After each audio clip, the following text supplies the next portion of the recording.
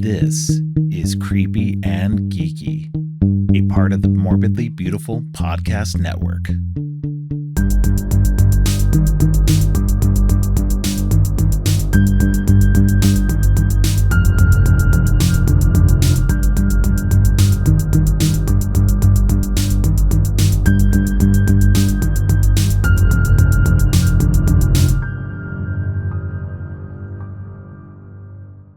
Welcome to Creepy and Geeky. I'm your host, Robert, and on today's episode, I'll be talking to Julia Mercado about Spider-Man: No Way Home. But first up, Donna and I are talking about what we've been up to in the last week. Hi, Donna. How's it going? Hey, Robert. It's going okay. It's a little weird now that it's spring in the South and the pollen is everywhere. It's Oh, gross, it's so gross. It's everywhere. but I'm good. How Ridiculous. are you? Good. I'm doing good. Yeah, it's been a good week. Not too bad. Well, that's good. Yeah. So we're going to be talking about what we've been up to in the last week in terms of movies, comic books, whatever, whatever we've been up to pop culture wise. And this week, let's start with you, Donna. What's one of the things you've been up to? So, on my podcast, Dawn and the Dead podcast, I am doing an Oh, anthology April, and one of my goals for the month of April is to watch one anthology horror film a day, which I've been doing mm, pretty well. I've been keeping up with it because there are a ton of them out there, yeah. and there are actually quite a few that I haven't seen that I'm trying to kind of Okay. get into and watch for the first time. So, if you guys have any suggestions, tell Robert so he can tell me Yeah. or tell me on Instagram, however you want to do it. But I'm really having a lot of fun doing that. Of course, I'm watching all of the old classics that everybody knows, but I'm actually diving into some brand new territory, which has been Okay. really fun so far for this first week of April. That's really cool. Yeah, I admit I still need to listen to your last episode, but I'll get to that probably today as we're Well, I know recording. you don't like anthologies, so don't worry about I it. might not like anthologies. I like some, but overall, I'm not a huge fan of them. But I like listening to you and hearing your thoughts on movies and whatever else this is. Oh, So yeah, thanks. yeah, Yeah. of course. Yeah. So one of my things we talked about this last week. I was supposed to I tried to go see Godzilla X Kong, the new Empire, Hmm. last week, but didn't have time because I work over the weekend, so it makes it a little bit harder to do. So this last Tuesday, I was able to watch it, and while I still think that um, it's a little weird that Godzilla takes a backseat in his own franchise, um it was a good movie. It was a lot of fun. There's lots of monster fighting going on, which is like always the complaint Yeah. for people who watch these movies is there's not enough of that happening, and there's too much of a focus on the humans. um that there was quite a bit of monster action. So if you like that kind of stuff, this will Which be I your do. jam. Yeah. Yeah, I And totally love monster fights. Oh my oh gosh. yeah, no, I love them too. Don't get me wrong. I'm Excuse me. like some of the previous and stuff like the first Godzilla movie of Mhm. the legendary movies anyway. The first one, they kind of shied away from a lot of that. The monster they focused too heavily on the human stuff. It's like you got to find a balance for it, I think. Um and this one I think kind of goes a little heavier on the monster action, but it's Mhm. okay. Dan Stevens is in this one I was gonna as ask you how well. my boyfriend was. Thank you for Dude, telling me he that. is like the best thing in this movie. He is having so much fun. It's ridiculous. Him and Brian Tyree Henry, who was in the last one, they have a lot of fun in this one. Oh, So great.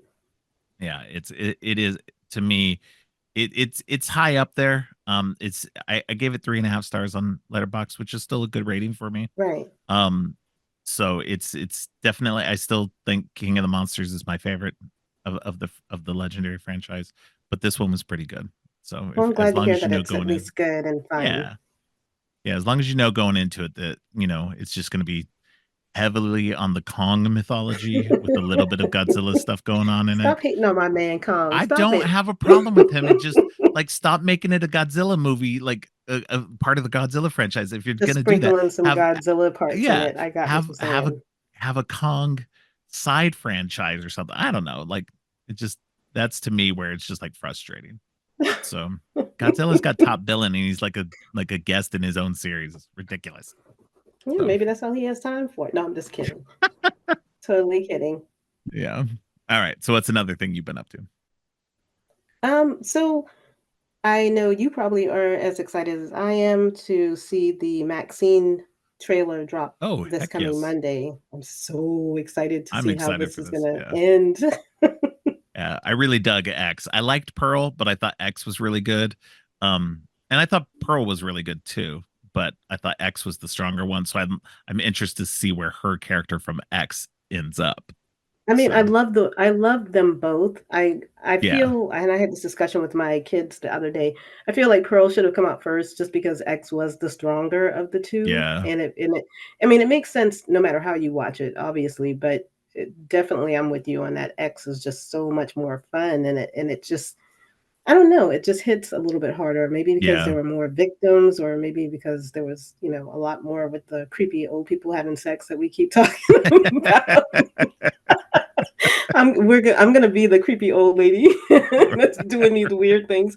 Right. God, they get me in a nursing home. God help them. But this, this is, I'm very much excited to see this new trailer and kind of just be all excited to watch. I praying that my theater close by gets it, and if they don't, I'm gonna have to drive somewhere to watch it because I have to see Yeah. this.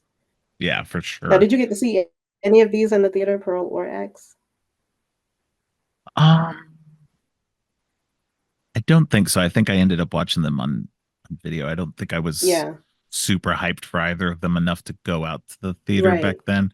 Now that I have a list, I try to make as many things as I can. Um, so it's even if it is a lower thing. But as long as I'm interested, and I think that's part of I think that was part of it was that like I was only Mm. mildly interested in X before I saw it, and then after I saw it I was like, okay, that was really good. So I think that's just where I'm at with it, is like sometimes if I'm only mildly interested in something, I don't bother going. Yeah, So I think I'll go and see this just because I feel yeah, like I'll I need probably to go see see at this least one. one of them on Yeah. screen, and, like I said, I'm hopeful that a theater near me gets it, and if not, then I'll just have to play the waiting game and stream it, Lord. But Yeah. Yeah. that was my other little blurb that I'm just excited for that upcoming trailer, but I do have 2 more items to bring up. One of them I think you'll really, really like. All right. All right. Yeah. Well, this last Thursday, I went to the theater to go see Monkey Man and The First Omen, which both dropped that day. I only got to see Monkey Man, unfortunately, because when we went to the showing for First Omen, they had Mhm. a technical glitch, and they said Oh. because it's now all digital projection, that they had to reset the projector, and it was going to take like an hour Oh, shit. to do. So yeah, and it was already the movie was supposed to have started at 11, and so everybody was just like, yeah, we're and they were gonna just let us wait. They were just like, yeah, so it's gonna take an hour, so we're just gonna have to give you passes. So Holy crap. so yeah, it sucked, but at the same time we wouldn't have gotten out until like 1:30 in the morning, and it was a good thing we were able to come home because that theater is about 45 minutes away from our house. So, and that's the one we always go to. Um, Oh, that's unfortunate. Oh my goodness. yeah, well, the closest one to us is literally like 15 minutes away, but it's really an old theater, and Mm. it's got the old seats. It doesn't have the nice seats. And so it's just like I'm not if I'm going to a movie theater, I want comfort. I know And that's right. and I want good quality theater. So so I'll drive the extra half hour away. So but yeah. So, but that being said, Monkey Man was fantastic. Dev Patel did a great job both directing and acting in this. Um, so it's a lot of fun. Great action flick. Um, it's got its nice calm moments, some good emotional beats and everything. But it's pretty relentless through a couple of good stretches, and yeah, it's really good. I can see the Yeah. comparisons between it and John Wick. A lot of people are saying, "Oh, it's like the Indian John Wick." It's like, okay, I get that, just for all that, but it's not quite the same. It just in terms of the actual what the story is telling you and everything like that. So, but action Well, I'm wise, glad sure. Yeah, I've heard nothing but great things about it, and Yeah. that his directorial debut was just really outstanding. Plus, there was so many things that went wrong while he was making this movie, and the fact that Mm. he just continued on, and got it done. I'm highly impressed. I'm He did a fortunate that great job. yeah, fortunately, he got Jordan Peele was there to kind of help, Yeah. and I think going forward, I'd be interested to see what else he is going to direct or what other type of movies he wants to make. He's got a really Yeah. good eye from what I've seen, the little bits that I've seen of this film. Yeah, absolutely. But yeah, no, it was really good. And I'll go see First Omen. We're planning on going and seeing it on Tuesday night. So we'll go do that and make up for that. And then on Thursday we'll go see I think there's only one new movie that we're looking to go see. Hmm. And that's the new one, Civil War, by Oh yeah, what is it, Alex Garland, I think. Alex Garland. Yeah, Yeah. So that one looks really interesting. So um it'll be fun to check that one out. All right. So what else you got? so I said I only had two, but I actually have three. So one of them was one I think you'll be really excited about, and you probably have already heard of it. The Stygian, the Outer Gods, Hmm. Lovecraft survival horror game. No, I hadn't heard that one. Yeah. Okay, so I'll have to send it to you, but it's coming to PlayStation 5. There is a little teaser trailer out. It's Hmm. full of Lovecraftian lore. It's a RPG that my kids are super excited about. They don't really like Lovecraft, but they know I do, so Right. they're excited to play it because I will You'll not just play these watch it. kind of Yeah. yeah, I can't. I will throw and break every remote, every game control. No, that's not for me, but I will watch it. Right. But I wanted to bring it up to you because I know that you do, obviously, your name, Geek Yes. Lulu, this would definitely be something you would like, especially if you've Interesting. played, Alone in the Dark or any of those types of games. So, All if you right. need a Lovecraftian fix and you like video games, that's definitely one you wanna put on your radar. All right. Yeah, definitely. I'll have to yeah, you'll have to send me the trailer for that and I'll check it out. I will. And the other thing I did want well, 2 actually, the last 2 things did you wanna talk about something else before I give you my last No, 2 you go things? ahead. You go ahead. So, the last 2 things is I don't know if you've seen the trailer for this horror comedy called Crazy House, and it's crazy with a K. No. Oh my gosh. Okay, I'm sending you so much stuff. Yes, So please. you need to watch this trailer. My husband was the one that keyed me into it. And excuse me, I have to cough. Sorry about that. My husband is over horror. I think I've told you Yeah. Yeah. this. I've told everybody this ad nauseum. This man is done. He'll watch it with me, but he's so not into it. However, he was the one that came across this trailer, and it stars Nick Frost, from Shaun of the Oh Dead and yeah. all of the Hot Fuzz, all of the what is it, Cornetto trilogy Cornetto movies. trilogy. Yeah. And so it's a Dutch horror comedy, first of all. It's very Okay. weird. And when you watch it, it's like watching an 80s or 90s sitcom of this family, like Married with Children or Full House or whatever. He's just like really G golly PG-13 person, and these men come into his house and they're looking for some hidden money, and they terrorize his family, and it's played almost like a sitcom, but a very horrific one. And it's bonkers. I'm not even doing it justice, but it's definitely one I'm hoping we can get streamed somewhere, Shudder, Screenbox. Somebody's gotta have this so I can watch this movie. But it is called Crazy House with a K. Crazy is Krazy. Um, Okay. it looks absolutely hilarious, and once again, it's got Nick Frost. I think Alicia Silverstone is playing his wife. It's Okay. just the most Interesting. bizarre thing I've ever seen. But the last one I wanted to bring up to your attention, I'm not sure if you're a fan of Craig Zahler, of his films, Bone Tomahawk. I Uh, haven't seen any of them yet. you haven't. They're No, okay. I know. So I'm gonna be a fangirl for 5 minutes. Bone Tomahawk No, I has know my you. You the horror westerns right here. my Like your secret two things mashed boyfriend. together. 2 things mashed together. It's like the best. And with your secret boyfriend, Kurt Russell. Yeah. Not so secretive, obviously, 'cause Yeah, not everybody so gets it. secret. I have so many people say sending me Kurt Russell shit on Instagram. It's ridiculous. And I'm like, okay, guys, I get it. I know you know I love him now. Just stop. If somebody paid him to do a cameo to me, I think my heart would just pop out of my chest. However, That'd be Craig funny. Zoller, who directed Bone Tomahawk, which is bloody and violent and gross, is everything that I want. He did also Brawl in Cell Block 99, which Yeah. is one of the best things I've ever seen Vince Vaughn do because it's so unlike Vince Vaughn. He also directed Drag Against Concrete. But all of that aside, you'll be excited, I hope. He is going to direct a horror noir crime film. Oh, okay. So that is one I'm looking forward to. And it's called The Big Stone Grid.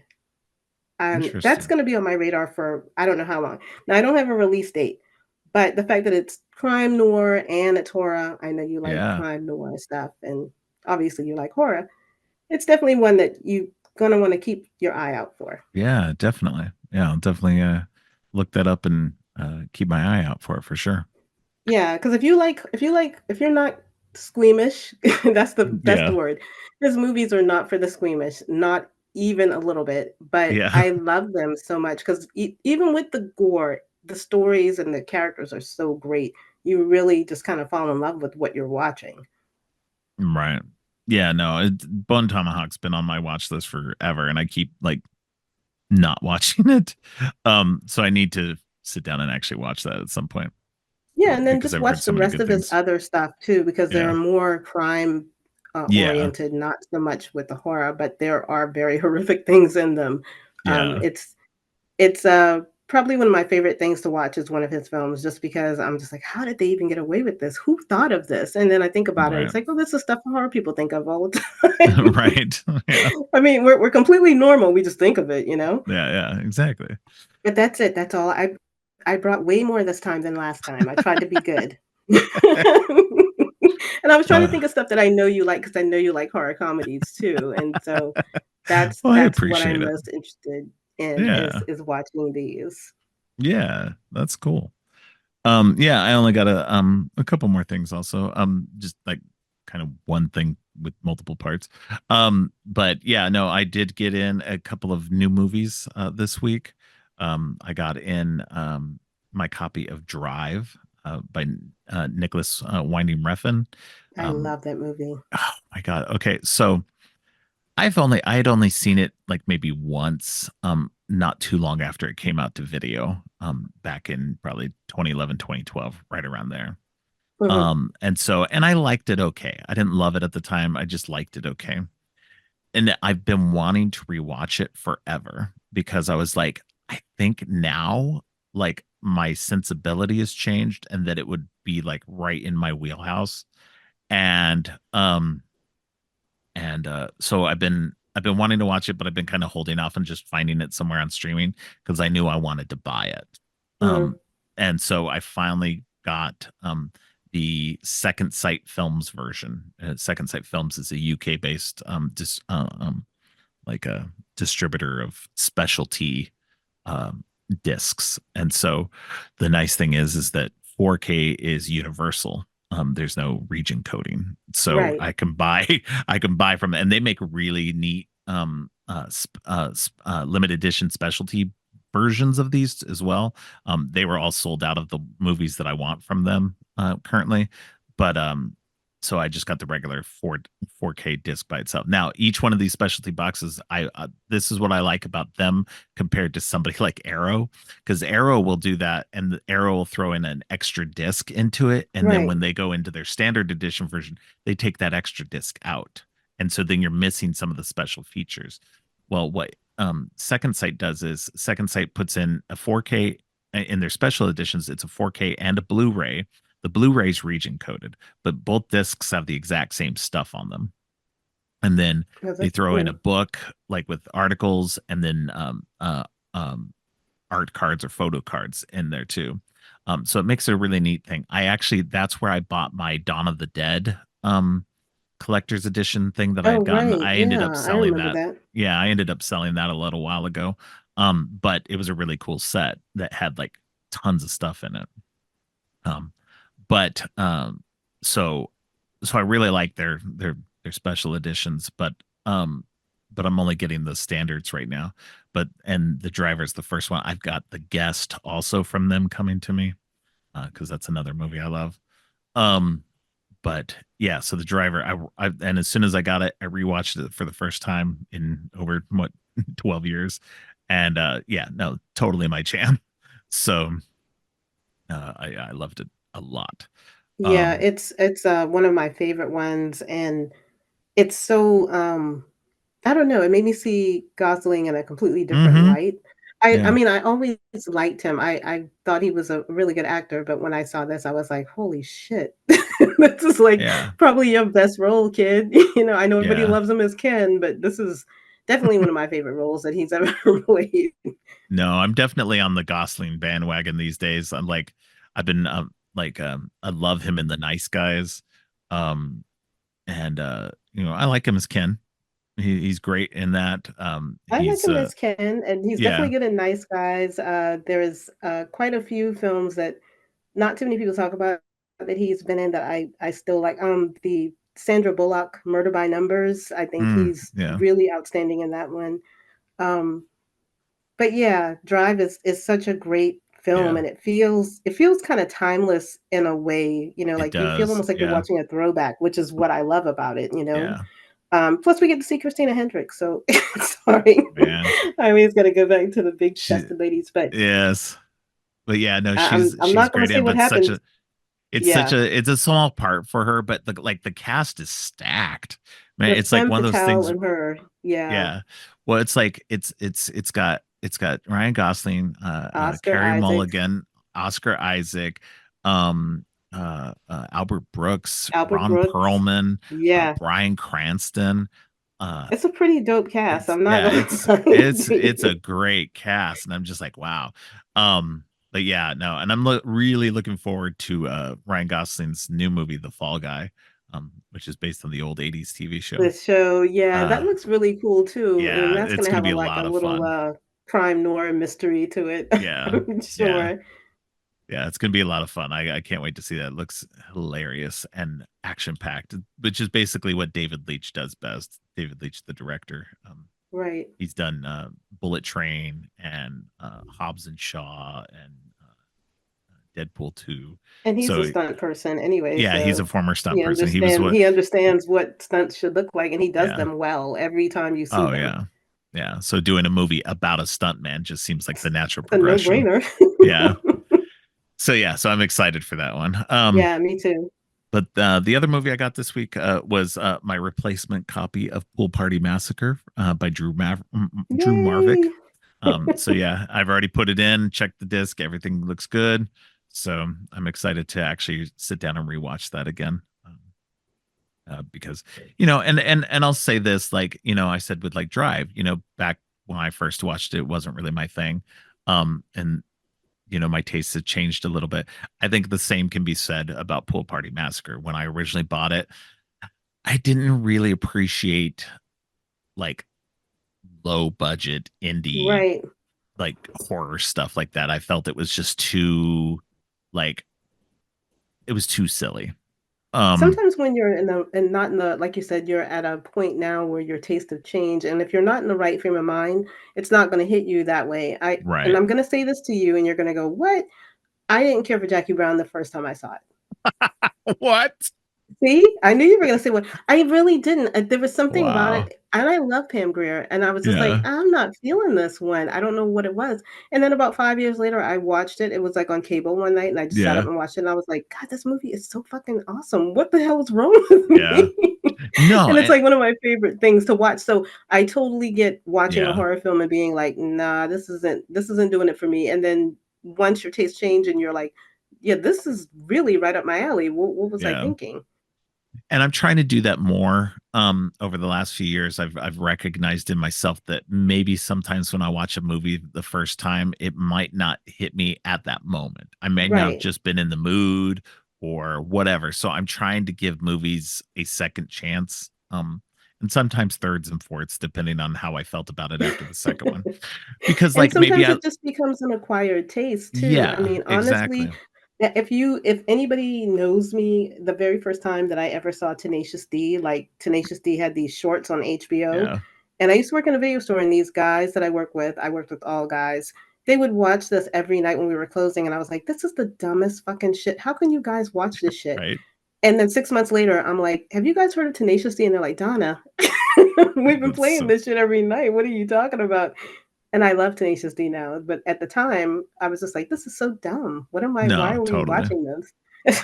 So it has to Yeah. become an acquired taste. Your taste change, and then you go, "Yeah, this wasn't as bad as I thought. What was I thinking?" Or, like you said, sometimes it takes a third or fourth chance Yeah. before Well, it actually hits. and I'll admit, like something like My Bloody Valentine, the original My Bloody Valentine. Right. That one is a movie that has continued to grow on me every time I watch it. Yep. The same with the original Black Christmas. Those are movies that I thought were just okay.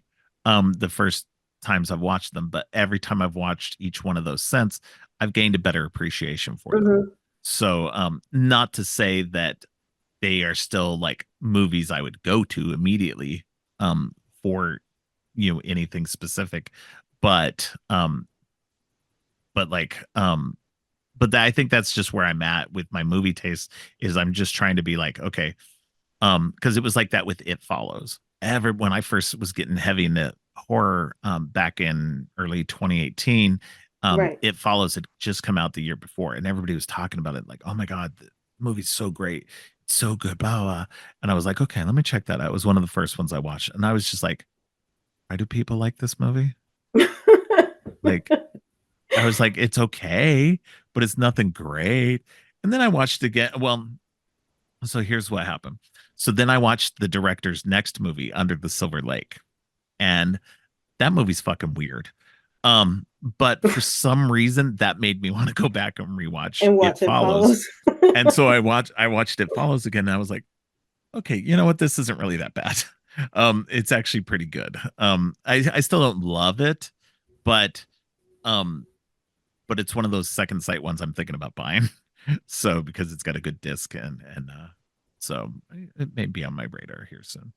Um, but yeah, so that's how I was with Pool Party Massacre, is like I didn't appreciate like low budget goofy stuff like that, and just appreciating for like, because here's the thing, like when I watch a movie, I want to go into watching a movie for the good entertainment value of Right. it, not just watching it to see how silly and goofy things are going to be. And that's kind of how you have to watch kind of these low budget movies, is that you're watching it kind of for the story and everything like that, but you're kind of like watching it for like, okay, what were they able to do with their low budget? Did they get some good gore? What Yeah, was going right. on? And I'm gonna say I kind of credit that with A&P Films, um that with Murder Size and stuff like that, they've given me a better appreciation for that kind of mentality of going, okay, these movies may not be like stellar cinematic achievements, but what they're trying to do, I can see what they're trying to do. They're having fun. Yeah. Um, and that's where I'm coming back around on this indie film thing. Yeah, once Um, again, I think so that's one of the things that made me want to watch Murder Size to begin with, because someone had reviewed it on Morbidly Beautiful, and I was just like, "Okay, this sounds very bad, but it sounds very good at the same time. Let yeah, me let me give this a whirl." And I don't know, I just had so much fun watching it. It made me feel right. like I was a teenager watching, a horrible movie on basic cable, and I was just like, "Okay, so Right. what else have these people done? Because I have to see this." I usually go into it kind of like you. If it's entertaining, I'm fine with the budget being absolutely the lowest Yeah. of the low, because they have a story to tell, and they tell it so well, I end up having fun, and I'm like, "Okay, I'm definitely watching this again. Okay, Yeah. I need to buy this," because Yeah. these are the type of movies that I like to watch, especially if I've had a grueling week at work or a grueling day, or Yeah. I You just just want something light want and something silly. light. Yeah. Yeah, they don't all have to be like, The Shining or, Silence of the Lambs. I Yeah. love horror comedies. You and I have always thought horror comedies are some of the best things to watch, but Yeah. especially the ones that are kind of that homage to the throwbacks of the 80s Yeah. aesthetics. I absolutely love those types of films. Right. Well, and that's where I think I come at it now too, is that, there's so many things that people have put out where they take it very seriously. They are taking it super seriously and with their low budgets and everything, and they're trying to make a straight up horror movie. Like, don't get me wrong, like I love the Evil Dead movies. Like the first Hmm. Evil Dead movie is like one of the cheapest, like they had no money and Right. no budget for anything. And yet I still love the hell out of that. And they're playing it mostly straight in that movie. They're trying to do that. But like when I watch other movies that try to do that, I just kind of like, ugh, it's not good. And so at Right. least with stuff like Pool Party Massacre and AP films, that that I am I know that they are having fun with it. They're kind of riffing on the genres Hmm. more than um trying to play it super straight. And I appreciate that more because and they're not doing a like a parody. They are still playing it straightish.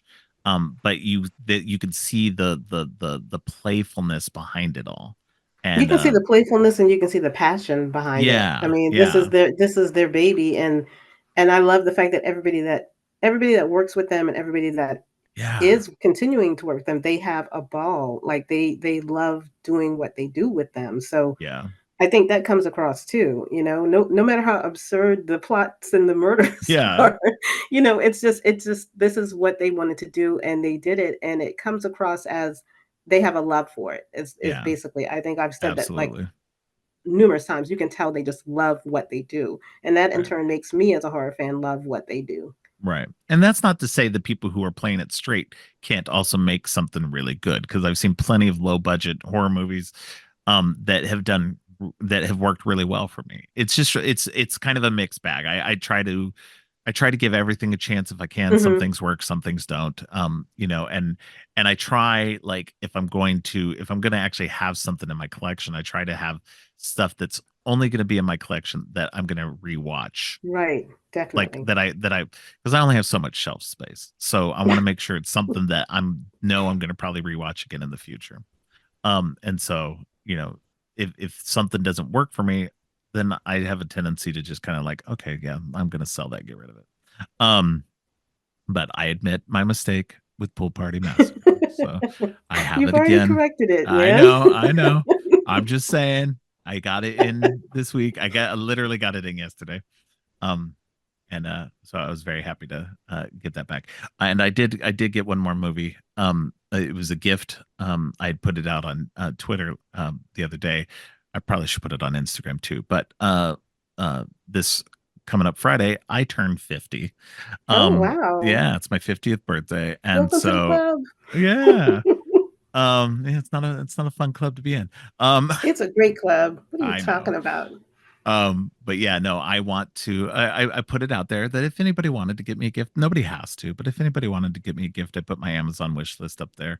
And my good friend Angel from Voices from the Mausoleum, she bought me a movie, and I had a when I got home from work last night, there was a package waiting for me, and she gifted me the Blu-ray of Thanksgiving. So Oh, that's nice. yeah, so now I have that in my collection, which is cool. Oh, well, So happy early birthday because I'm not going to thank you. remember that. I'm old. I know you're older than me. I'm older than you. So yeah, but yeah, no, that was really nice. I'll probably put up the link for it. Nobody has to get me anything, but if you're feeling generous and you want to, that'd be Shoot, now you awesome. got me thinking about it. I'm gonna put my up there. My I'm birthday's coming up telling. in May. Somebody better buy me I've seen something. I'm other not gonna people be do it. humble like you. Hey, I've seen other people do it. I was just like, you know what? I'm gonna put it up there. Let's see if people do it. I'm turning a No, you milestone. you It's can a say nobody. milestone. So You can be humble and say nobody can buy me a gift. I'm turning 53. Y'all motherfuckers better buy me a gift. That's how I. I don't even ask. I better get something. oh, your fans will get you something. You have good I'm just fans, saying. Help a sister out. I am right? a struggling horror nerd on a budget. So if you want to buy me some horror movies, please do. My list is already up there. I'm That's just funny. saying it out loud. All right. Well, that's all I have for this week in pop cultureness. Yeah, that's Um, all I had too. So I will send you all of the stuff that I have so you can go yeah, and drool over it and get ready. yeah, definitely. Um, all right. Well, it was good to have you back on again this week, and I'll see you next week. All right. Bye. Bye.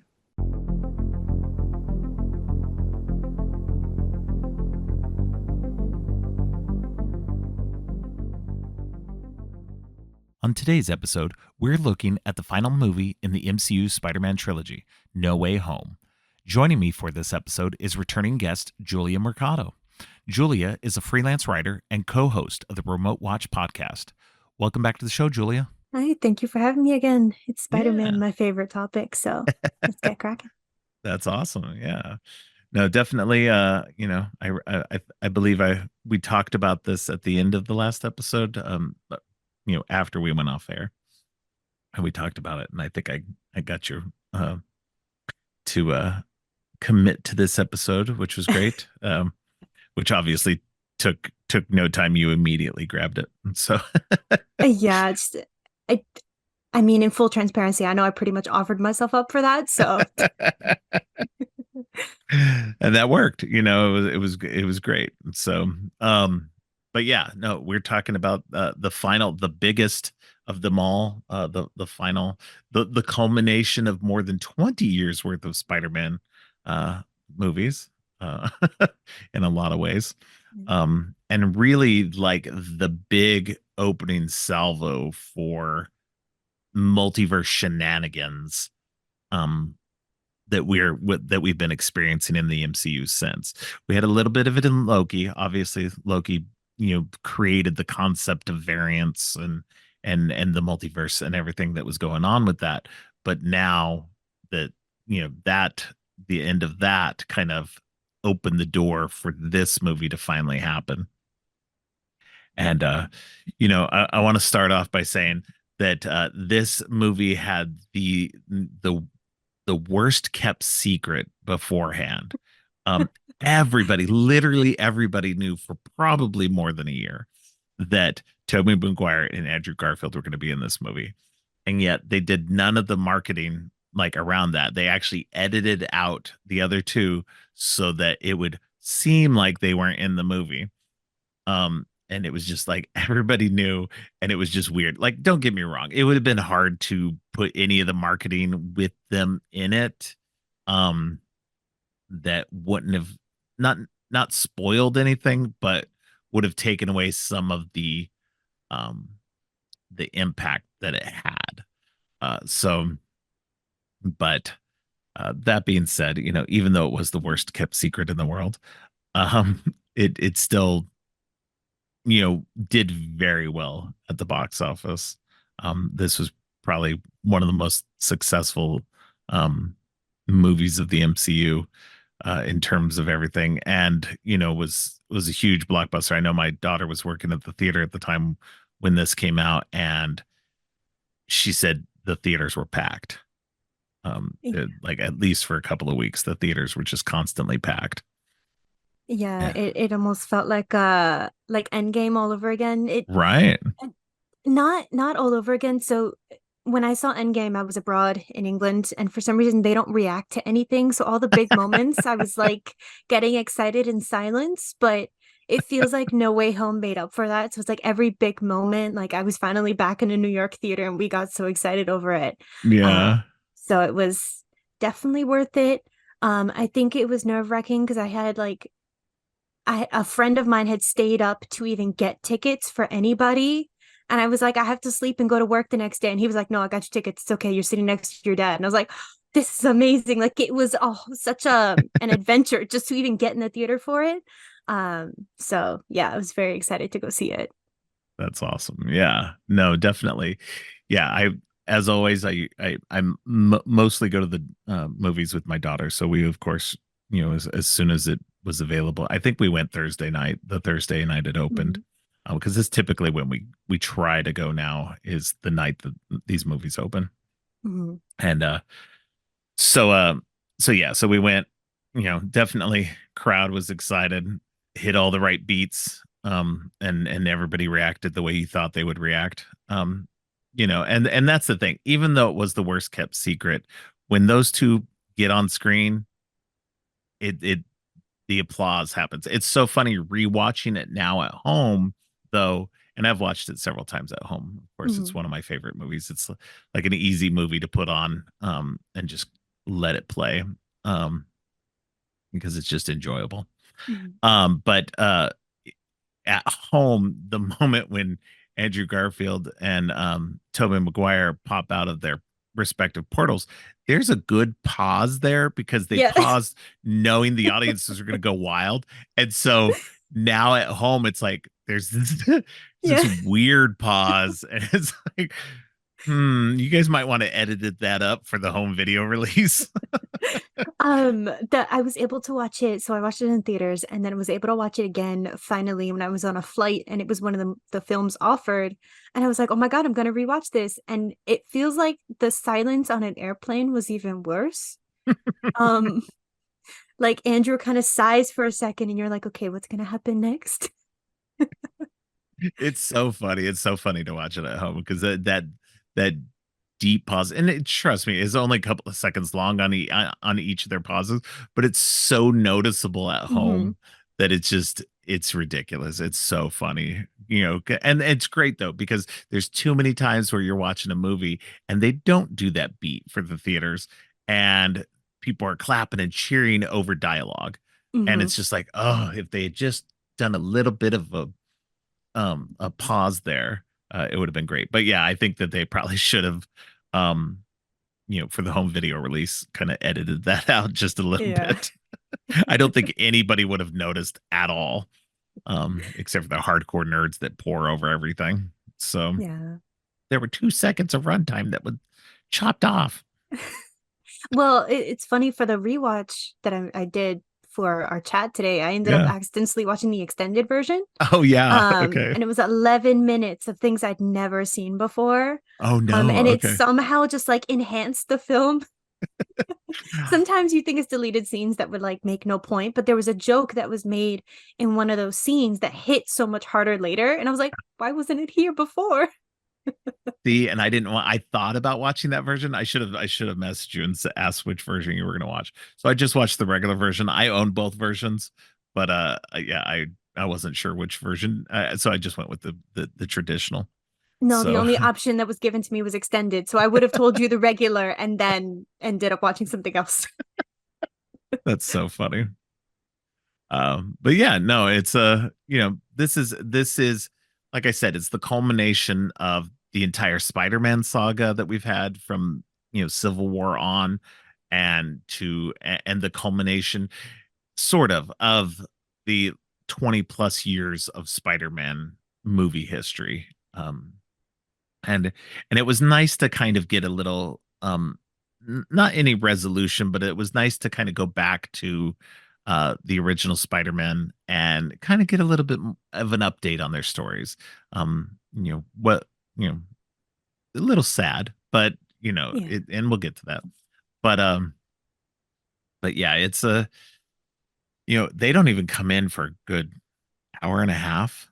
Um, it's a this 2.5 hour runtime on this movie, um, or extra if you watch the extended version. Uh, but but yeah, they don't even come in for like an hour and a half, which is fine. I mean, it makes sense not to bring them in right away. This is Tom Holland's uh, uh, Mhm. story, so I like that, and you know, that they still, even bringing them in, bringing the villains in and everything, this was still the MCU Spider-Man story. Full stop. Everything, everybody who's there, sure, it's fun to have them there, and it's fun to get some backstory on all of them. But it's still Tom Holland's movie, Mhm. and that's what's great about the writers and the director and everybody else involved in that. Just really made sure that it was it was still his movie, and didn't cheap out and try to make it more nostalgia bait, and introduce Toby and Andrew early, because they could have, easily could have made this a much, like made their parts more involved, and um it just I think they went the right way with it. Yeah, I was anticipating them to come earlier. I think because everybody has just been anticipating them for the whole time. As you know, it Yeah, was the yeah. worst kept secret. I think when it was kind of not like unofficially getting announced, I had like written something about it and it was going into a job interview and they were like, "How do you know that Toby and Andrew are coming?" And I was like, "I think I heard about it online." And then clearly I didn't get the job because my research was wrong.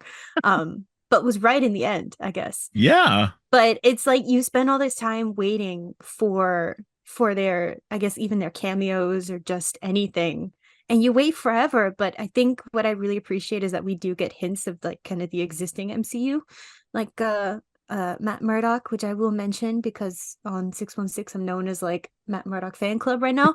um You but and Hugh, right? yes, yes, we absolutely love him. But I think I was kind of glad to see that there was at least another, I guess, moment of excitement before they even showed up. Right. Because we've been with the MCU for so long that, there's got to be other things we can sneak in there. But I just really appreciate the whole film. Right. I don't know if I should go into like any connections to Spider-Man or something. Yeah, yeah, definitely. I am not old. So really I was very young when Toby's movies came out. I remember there's this theater on Union Square where when you go down the escalator, it's this giant picture of Toby Spider-Man, and they've now replaced it. So I'm now a little upset about it, but it's kind of like it's what defined New York for me. I'm a native Oh, New Yorker. I've been joking around with friends because I live in Forest Hills. I well, used to that's work funny. in what was Oscorp in Andrew Garfield's films, so I like to joke with friends. I was like, "I'm Spider-Man. You can't like tell me no." Um, but that's part of the reason why I really appreciate Spider-Man is that like yes, he's friendly neighborhood Spider-Man, but it's also like he's kind of become the epitome of what's good about New York. And so Right. that's what I really appreciated about Toby's movies, which are actually filmed in the right areas. Like he runs down a street in Forest Hills. Tom Oh, Holland wow. lives in Jackson Heights slash Astoria, just so you know. Um, but it was just, I don't know, I don't know how to describe No Way Home without just smiling here for an hour and then that's it. Um, but there have been so many personal connections that just showed through in this film in its entirety. Like you get the culmination of the coming of age of Tom Holland Spider-Man, and that's ushered in by the ones Yes. we already fell in love with in the past. Um, and I think some folks might have been worried that that would have overshadowed his coming of age because we're like, Right. oh my God, Toby and Andrew. But it actually was done so well that it's kind of like when you see Into the Spider-Verse, when you get Peter kind of ushering Miles into his coming of age. Like Yeah. it's you need another Spider-Man to usher another one along. Yeah, and especially because, the Spider-Man that we've had before, they didn't have that. They're I mean, they had their Uncle Ben and everything like that, but they didn't have them anybody to show them the spider ropes. Hmm. So, and not that really that happened even in this movie because it wasn't about that. It was about like them all coming together and seeing each other as equals.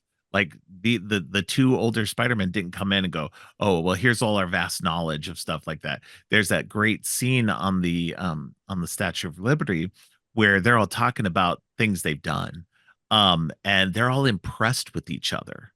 And I love that bit about it. They're actually Hmm. the two older ones are more impressed with you know Peter one, let's say, because it's gonna be easier to say it this way. So they're all very impressed with him because he's been to space, and Hmm. he's fought aliens and everything, and they're like, wow, that's like crazy.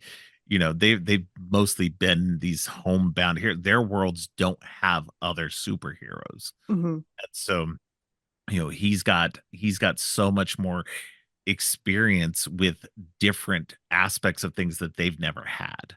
And that's what's really interesting because they like he says, yeah, I'm part of the Avengers, and they're like, oh, the Avengers.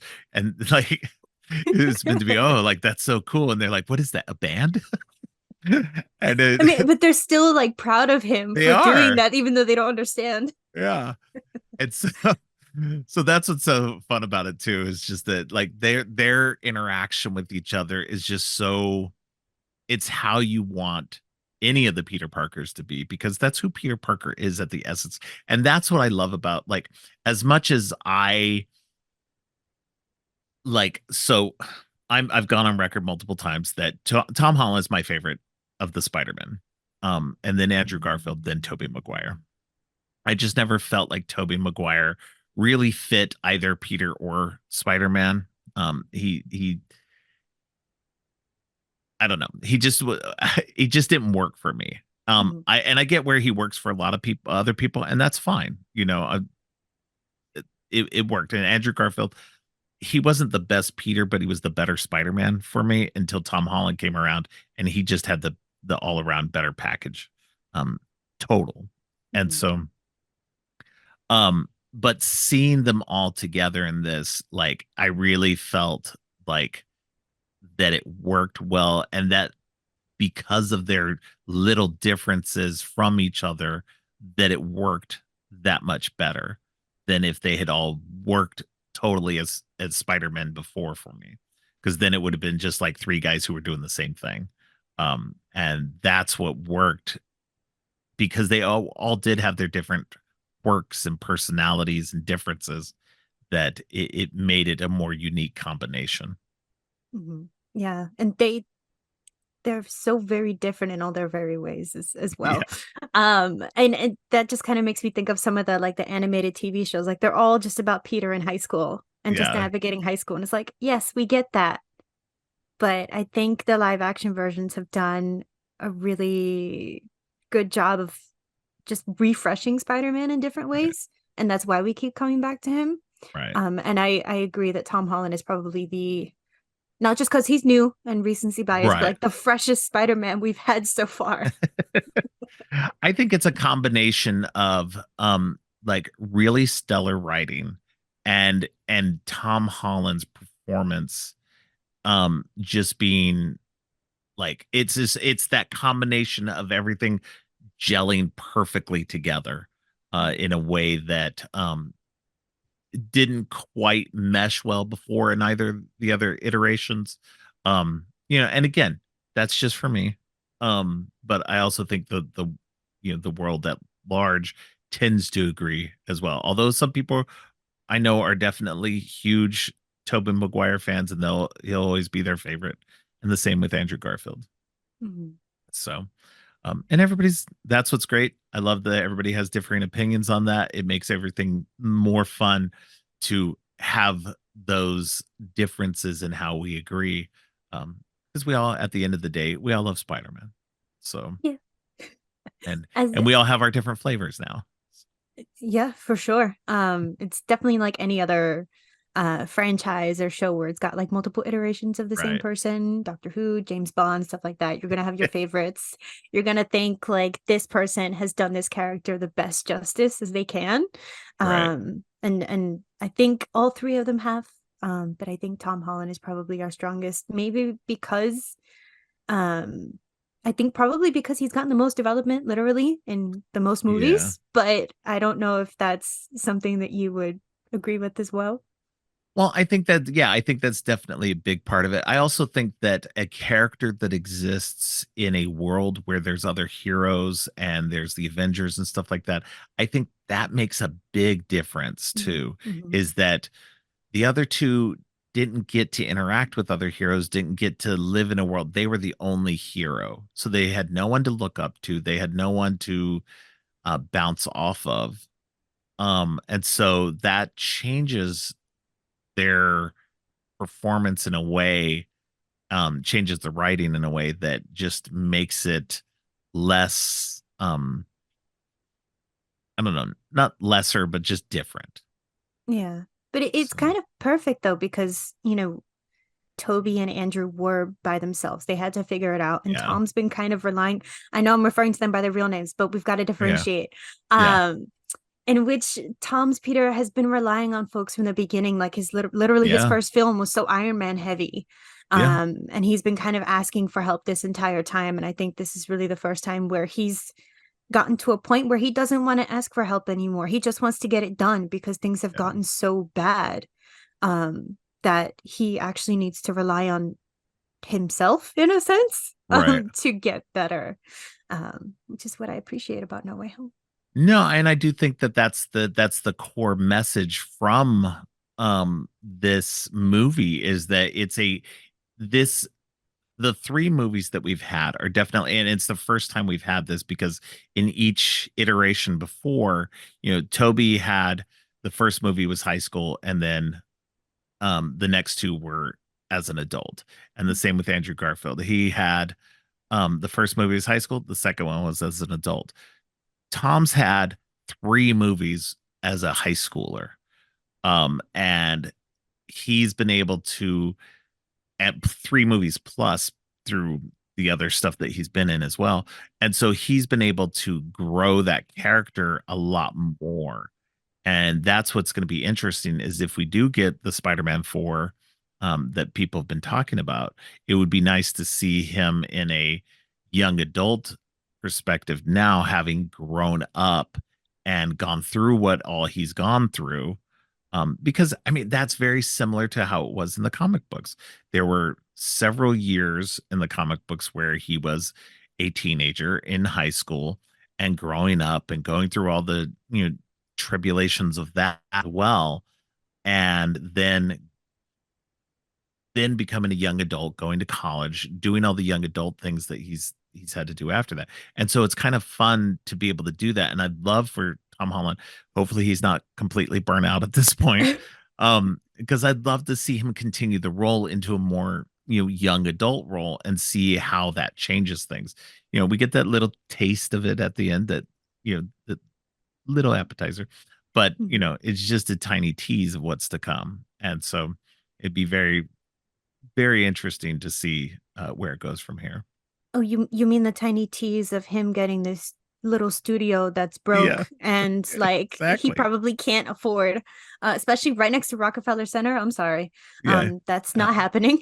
Right. That big of an apartment too. Cause come on, I've watched videos like I whenever I'm not bored, but whenever I'm just randomly, mindlessly, scrolling on YouTube, I tend to watch things about tiny homes and mobile, like people who live in their vans and stuff like that. So occasionally I get these things about these so super tiny houses or apartments in New York City that go for like $2,000 a month, Yep.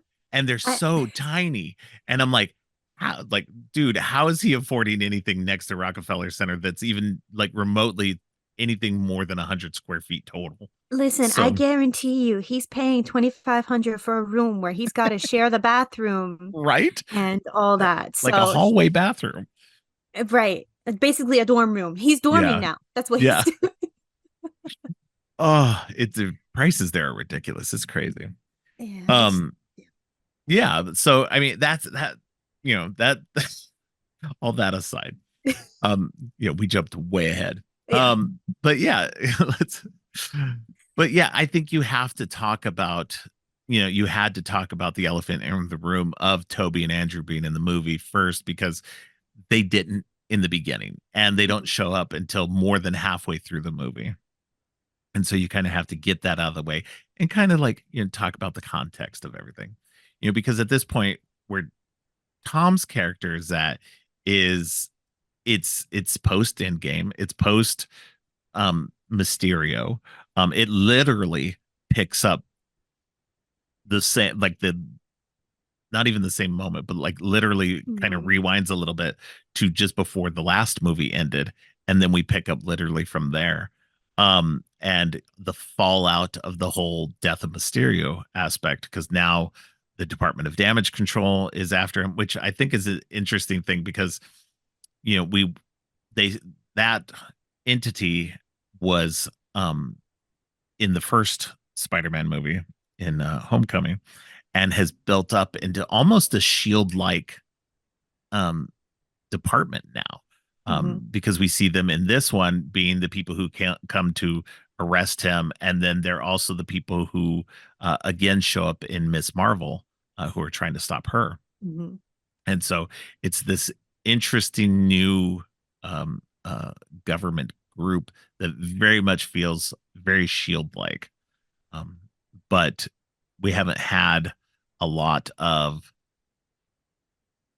growth with them in terms of getting to know them or these characters or the department or anything like that.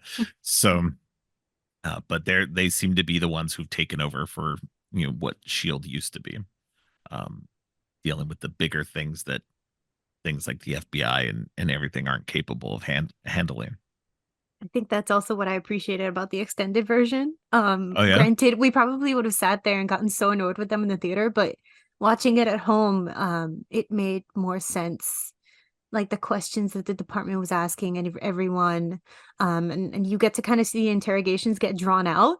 And Mm. we know nothing is wrong, but it's like, yes, you're interrogating Ned, and he's like admitting, yeah, I've been an accomplice Right. and all this stuff. Like, that's cool Yeah. for me, but now it's a government liability. So, Yeah. like, Yeah. No, that's a great sequence. Just, because they're smart. They like, uh uh MJ goes in, she's getting questions, she knows all the questions they're gonna ask and everything. And but they end up breaking her down too. mhm.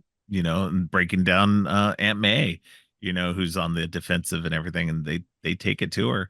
Um, but Peter manages to escape with the help of somebody who we've kind of mentioned before, uh, Matt Murdock, with an awesome cameo by Charlie Cox, his first MCU official cameo, Oh, and wait, that was before She-Hulk. I it forgot was about that. before She-Hulk, Yeah. yeah, and before Echo. Mhm. Um, so they've been building him up in the MCU, and before the Daredevil series officially became MCU canon. Mhm. Um, so with the release of Echo, the recent Echo series, they've since made all the Netflix um, TV shows canon. Mhm. So they've well, as official as they can, they've been added into the official timelines of the on Disney Plus. So Yeah, which and everybody takes changed as official canon. and Go changed the ahead. maturity ratings too. Yeah. Yeah, of Disney. Straight up, because I know Yeah, they no, got thrown on there and everything like got stronger. oh yeah, no, that was the weird move that happened when they put the Netflix TV shows onto Disney Plus. They had to add that mature content rating, that everybody had to then go click into and go, yes, I want to watch mature content. Once that happened, that opened the door for, and I think enough people did that they were like, okay, let's put all our Hulu content on there Mm-hmm. also. And all their Hulu content is on there now. Well, most of it anyway.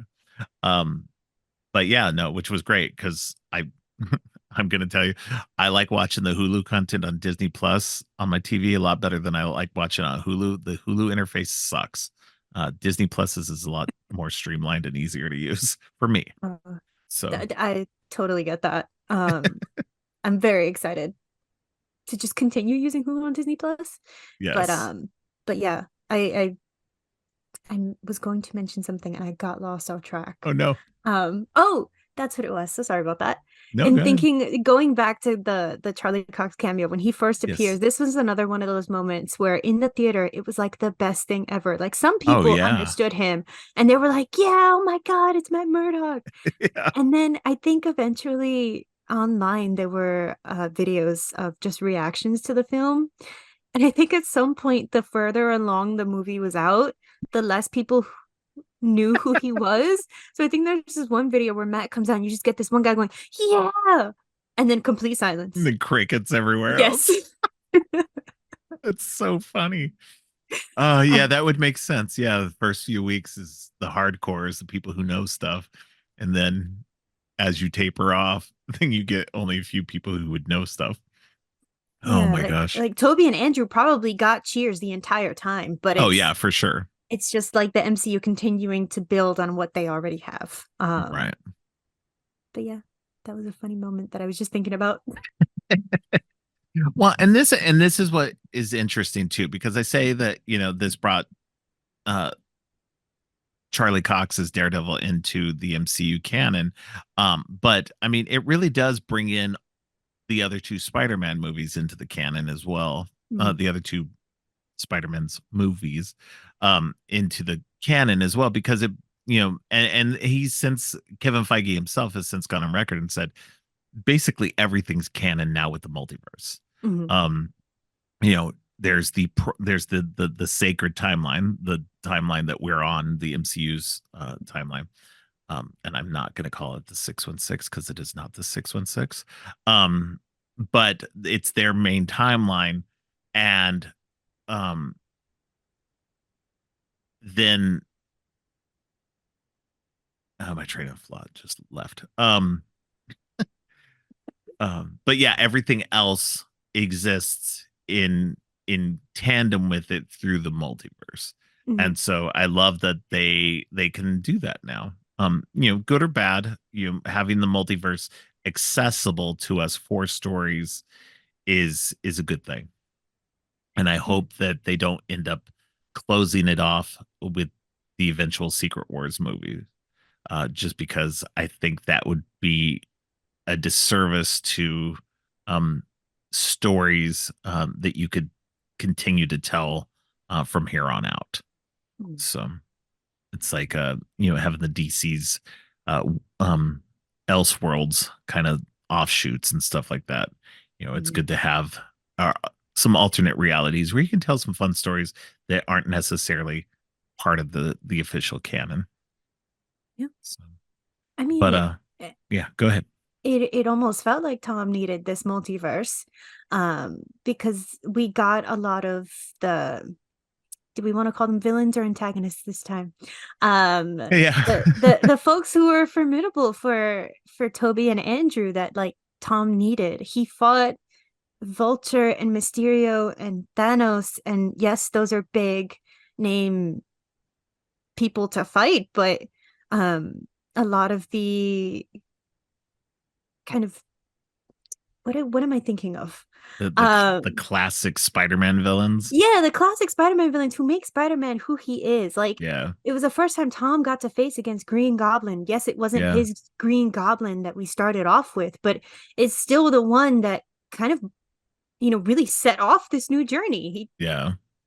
You know, we spend a good chunk of the film of, Tom's Peter versus Willem Dafoe's Green Goblin, which is why I think people still talk about Willem Dafoe's performance in that film to this day. Mm-hmm. Even in that hallway scene where he's like smiling and laughing while getting punched in the face, like Yeah. that's terrifying. But it makes sense for Tom to go up against someone who's just relentless, who Yeah. won't stop, and he can't control.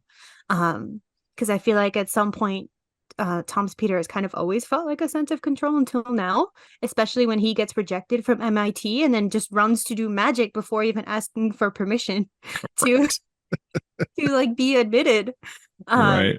Yeah. I feel like I went off on a tangent there, but I wanted No. to bring them in. Yeah, no, I yeah, definitely need to bring in, and I would say most of them, at least half of them are villains. Um, Green Goblin, Electro, and the Lizard are pretty much pretty. At least Electro and Green Goblin are definitely villains. Mhm. The other three were, um, shades of just antagonist, because once Doc Ock's thing is fixed, he becomes a better person. um and once the Lizard has been changed, then he's no longer you know a threat. Mhm. And probably likely didn't want to be a threat to begin with. It was just the lizard brain that was affecting him. um but yeah, no, hardcore Norman was full on villain mode uh pretty much the whole time. Not the whole time, because he definitely had his other personality, his original personality surface for that little bit. But and that makes a great sequence later on when they are doing when Peter is figuring out ways to help um these these these people with their powers, um and try to control them.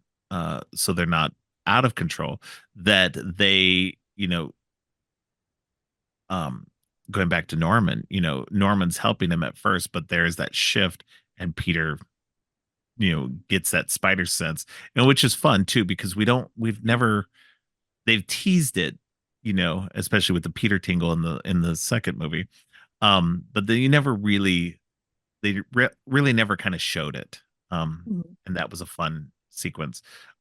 We get that little bit earlier when he's fighting Doctor Strange, and he gets ejected, his astral form gets ejected out of his body, and you see the wavy lines around his head, Mhm. which are, the classic comic book style spider sense indicator. And so it was a little nod to that, which was great. I think um, it's the first time we've actually gotten to sit in it because it's in, I think in, and no, in Infinity War, he's on the Infinity War. bus Yeah. and his like the hairs on his arms raised, Yeah. which I And thought was so most of silly, us but just be like, ooh, goosebumps, but no, he's like, oh no, that's something, you know. yeah, yeah. So, but yeah, go ahead. But it's like it's a threat he can't. We know it's a threat he can't quite see yet, and I Right. mean, obviously nobody's noticing until he's the first one to pick it up, and then Right. that's when Norman changes. So that I think people still talk about this scene to this day. So it's definitely stuck with us as we Oh yeah. continue to rewatch it. Yeah. Let's rewind a little bit. Mhm. Back farther. But yeah, because we, eat, you talk about it, because we talked about, this fallout of this, the mysterious stuff, which has affected Peter in a way that now he's trying to get into college, but none of the colleges are accepting him, and even MIT, which is the one that him, MJ, and Ned are all trying to get into, but they find out, because of what's been going on, MIT's like, we don't want to deal with you because you know, you might bring trouble to our school. Understandably. Um, but Yeah, it's disappointing. it's Um, probably the stance that Hogwarts should have held from the beginning, but yeah, so probably. Yeah, don't bring damn Harry Potter here. What are you thinking? Um, but yeah, it's disappointing, but then he's like, how am I going to fix this? How am I going to save my friends? And again, Peter's thinking selflessly overall. He's like, I don't want this to be trouble for my friends. This sucks. It's not their fault that, any of this happened. It's all my fault. And that, and that's another thing that I like about these movies too, is that by and large, yeah, he's got his Parker luck, the Parker luck that we all know from the comic books and from the other movies and stuff like that. But it's never been terrible. Um, and this is something I've had a complaint with in the comic books, is that Peter sometimes gets ahead, but gets knocked back to status quo. mhm. Um, he's poor, he's almost homeless, and it's all because of him making decisions that, um because he's Spider-Man, and he gives up everything in pursuit of being this hero. And I get that to a degree, but it always just feels like writers end up being so lazy about it that they've just got to kick him down so far. And I'm just like, you guys got to let him have something, because like, no matter who you are, if you're getting kicked down that hard, you're just going to give up. Mhm. And no matter how good of a person you are, there's going to be a point where you're just going to be like, I don't care anymore. This just, I everything is against me, and so, and I get that that's, the core of Peter's, that he would never give up. But it's just like, I don't know, I'd like to see Peter succeed here and there every once in a while, and maintain that success. And still have problems, don't get me wrong, still have issues that get in the way of everything, but not so much that he has to go back to status quo. Yeah. It just feels lazy to me, that you just can't. And it just feels lazy on readers' parts too, from the comic books, because readers just want Peter to always be that way. It's just like, why? That's just, it's boring to me. Um, and that's what I appreciate about these movies too, is that he does get ahead. He gets knocked back, but he does find some happiness. He does get some things happening to him that give him just enough to keep going.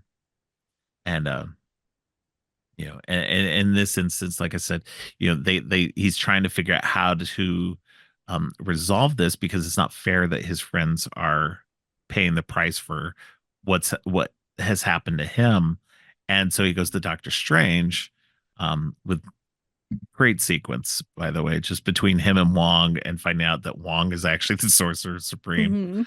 Hmm. And it's so fun. It just, every little bit of, and I mentioned this on a previous episode about how it's these little things that is great that they remark about, because they could have easily just made Strange the Sorcerer Supreme and just let it go. Nobody would have had a problem with that.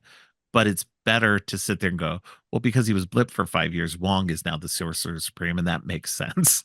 And it's just those fun things that are what make the MCU fun, is that little bits of continuity, that keep the whole franchise going. And it's just those little things. And I know people are like, oh, well, you got to watch everything to understand everything. Kind of. But at the same time, it's just a throwaway line. If Hmm. it's not going to change the story overall. It's still going to be Doctor Strange. They're not giving Wong you're not getting Wong doing all this. He's got his own stuff with the Abomination to deal with. Yep. You'll find out That more about that later.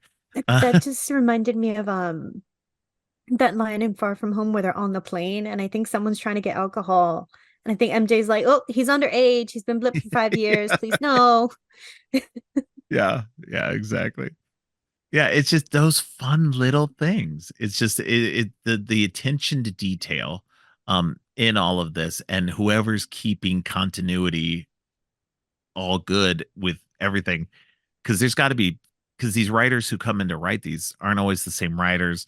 And there's got to be somebody that Kevin Feige employs to keep track of everything, and to sit there and go, okay, let's add in this story, like this tiny little story beat here, because it'll be entertaining for the hardcore geeks who pay attention to that kind of stuff, and which is like me. So uh, But it also keeps you connected with the characters and that like you exactly. understand like Strange is probably bummed because he was gone Yeah. for 5 years. But like now Wong can just hold it against him and say like you have to And listen he to me for does. once. And he does too, because he like mentions that the reason why the sanctum is full of snow is because it was Strange's fault, because he didn't do the thing he was supposed to do. And he goes, Mhm. and Strange's like, yes, because the Sorcerer Supreme has higher duties. And he's like, yes, I know, because I'm the Sorcerer Supreme. And I love the bickering, because it's a constant thing between them too. Is it's always been this little, antagonistic thing between Wong and Strange. So it's just a fun little bit Mm. to continue on both their stories and the story overall. So Yeah. And it's also funny that, Strange also takes on another personality in this film with the like I don't want to say that Tony was a dad to Peter, but it kind of was a dad, and now Strange is almost like the reluctant uncle of like, sure, I'll help right. you. Yeah. And sure I care for you, but like please don't mess things up Yeah. because then I have to fix it. And I think that's what's interesting about this particular Spider-Man series too, is that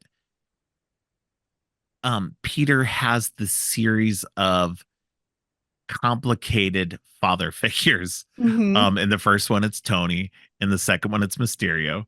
In this one, it's Doctor Strange, and slash the other Spider-Man. Hmm. Um, and so I think that's what's interesting about it, is you've got this through line through all of these, is that Peter, has always looked up to these people who could help him solve issues.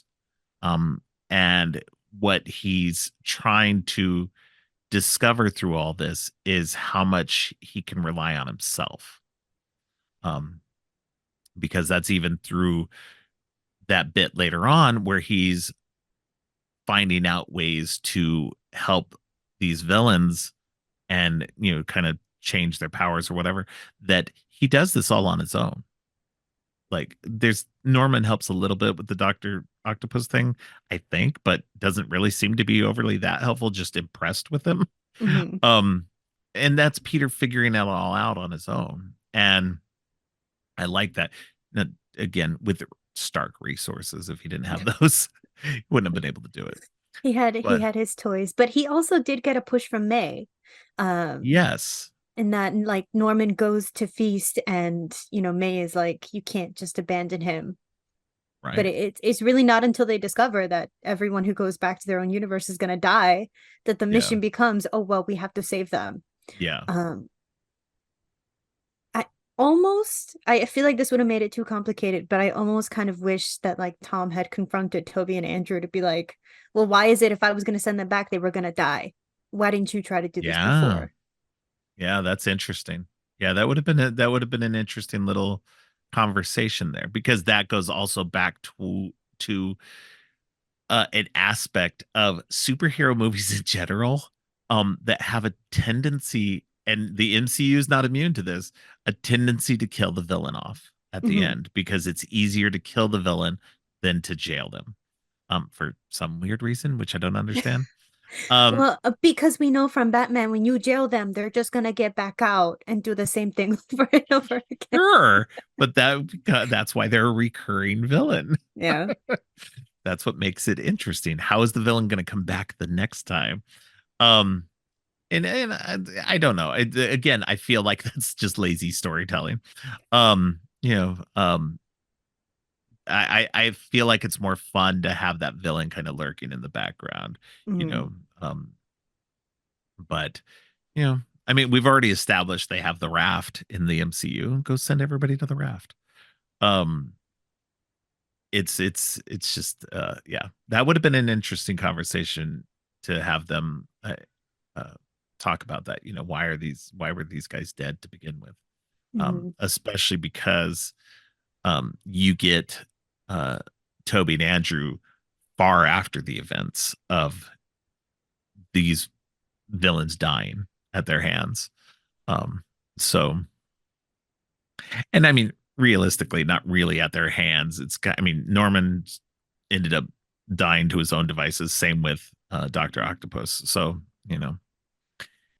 you can make the argument that Toby and Andrew didn't really kill these these villains. But So, I'm sure it's, I don't know, weighed down on them because it's not clarified as to yeah, what exactly happens to them. Well, yes, they explain how Norman and Otto die, but it's not explained what Spider-Man's hand in that is. It's just I was yeah, fighting him and then I died. yeah. True, true. As far as Tom Speeder knows, is that Spider-Man killed them. So yeah, that would be an Right. interesting conversation to have about that, and about how, like, what more could they have done to save them, or something like that. So Mhm.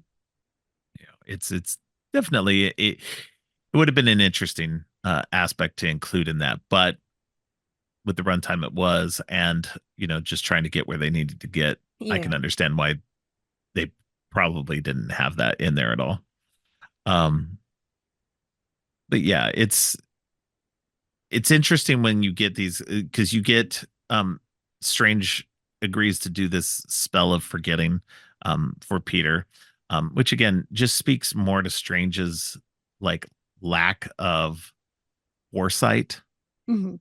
um with doing a lot of stuff, because this is a continual problem for him.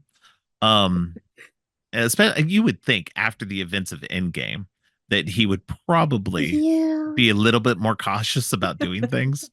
But it's still, strange being like, dude, I've had magic. I'm going to use magic. It's going to be fun. Um, and so it is interesting. And then Peter messes up the spell, of course, because Peter's Peter. Mhm. But Strange started the spell before Peter was ready. Really, it's like I'm gonna blame Strange again on this one, because he, before they could focus on what it was, Strange should have said, "Hey, is there anybody you do want to remember?" Um, and Peter should have thought of that beforehand as well. So I mean, it's both their failings, but I'm still gonna blame Strange on this one.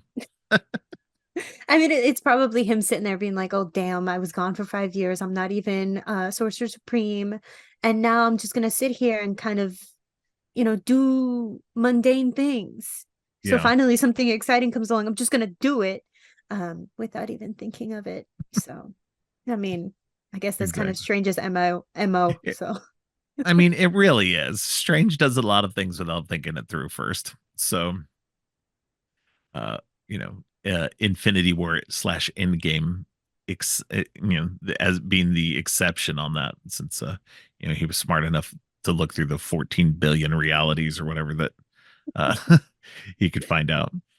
But yeah, so he so they do the spell, it gets messed up, and so now anybody who knows that Spider-Man is Peter Parker is now popping into the universe.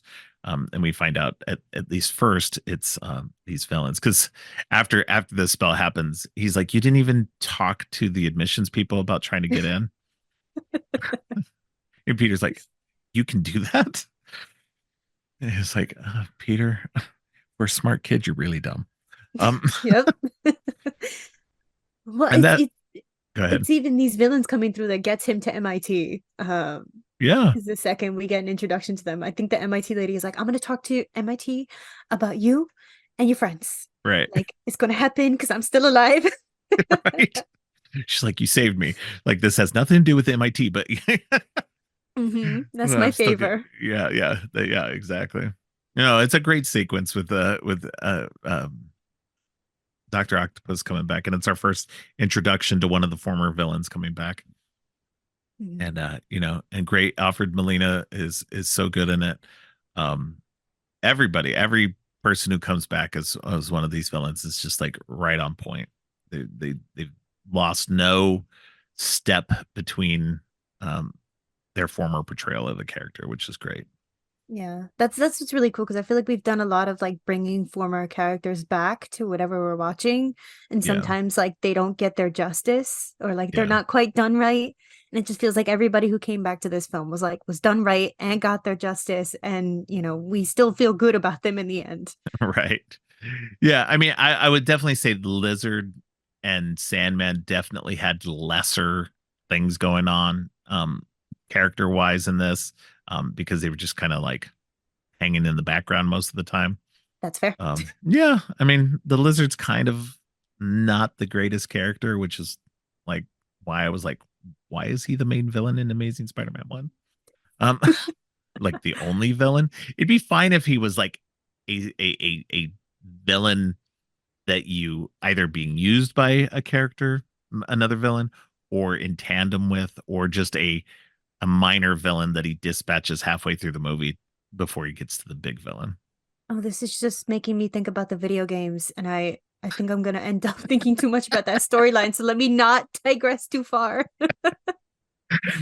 So yeah, but we get definitely, I think, the biggest character arcs, villain wise, Dr. Octopus, obviously Green Goblin, and we get some good moments with Electro as well, Mhm. because you can't underuse Jamie Foxx. He's definitely to a lesser degree, but he's like firmly in the middle, because you got the two big guys up top, you got him in the middle, and then you got Sandman and Lizard just kind of hanging in the background. Mhm. um but Electro definitely has some really good moments, especially at the Statue of Liberty. Um, It makes sense what he says. Um, and just it's going back to the friendly neighborhood part. Like you assume it'd be someone from your neighborhood, you know? yeah, yeah, Um, but yeah. I do appreciate the fact that like he seems to be the only one that kind of talks about the benefits of staying behind. yeah, Um, and I think it's because he's the only one who can really sense it. But it's like, wouldn't you, if you knew that things were so bad in your existing universe that you ended up becoming this weird person with powers, wouldn't you want to go somewhere else where that was more accepted? So, right, yeah. yeah, exactly. Well, and obviously, he's also feeling the Yeah. different power that exists in this universe. There's now more heroes, different technology, things that don't exist in his world, like we mentioned before, that he has access to, um, powers that he just didn't have before. And that's for all of them as well, because I think that that's kind of the issue with Dr. Octopus too, is that it took Peter's and Stark's technology to be able to relieve him of the pain and the voices of the tentacles. Um, so it's an interesting, you know, moment there. And you wonder how, if these characters are going back to those moments of their death, or are they going to get a chance to live longer now and get more of a chance to be something or somebody else than they were before. It definitely has greater implications that would be fun to uh, see again. Yeah. It's the he didn't just step on a butterfly, it literally changed the trajectory of people's lives. So yeah, so there probably should be consequences, but I doubt we'll probably get there Yeah. in depth, which is Yeah, and there's been rumors that Sony is trying to pursue a future Spider-Man movie, possibly with Andrew Garfield. Um, but who knows on if that'll actually happen. I know that after the disappointment of Madam Web, that Sony's kind of having to rethink a lot of their Spider-Man universe stuff going forward.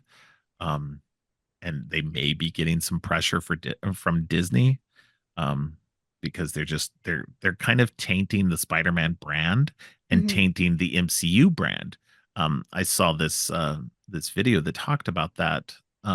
That was that because of and it may have been a combination of this video I watched and the latest episode of Podcast 616, where they also talked about it, that because the general audience doesn't know that these movies, Madam Web, Morbius, and stuff like that, they don't realize that these movies are not part of the MCU.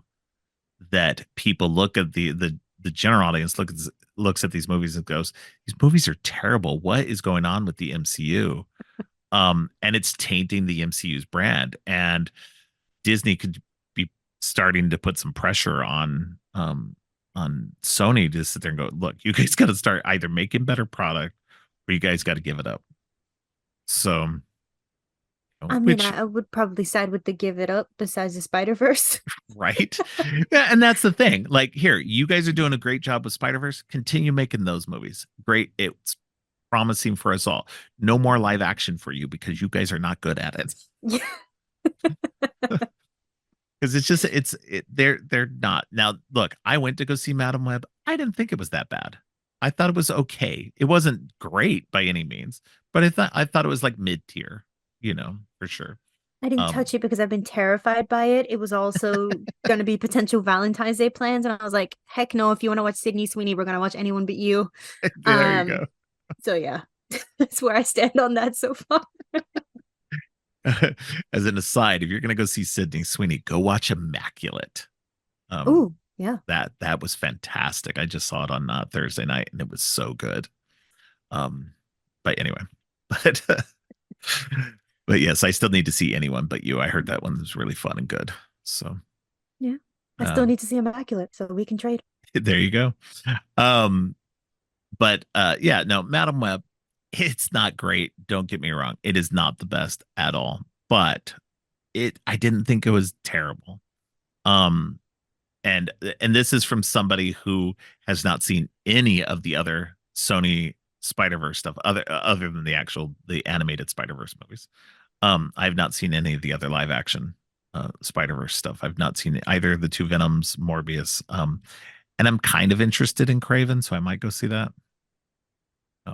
But I've not been interested in the Venom or Morbius movies.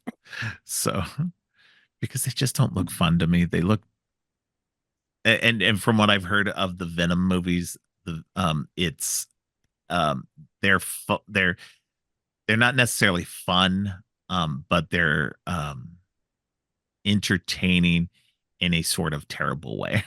Yeah, so. Yeah, you pretty much have to hate watch the Sonyverse. And that's what I've done thus far, which is kind of why when Madam Web came out, I was like, oh, the answer's no. It's funny because when I was doing my rewatch of No Way Home, I was talking to my boyfriend and he was like, well, we should have introduced Madam Web here. And I wholeheartedly disagree.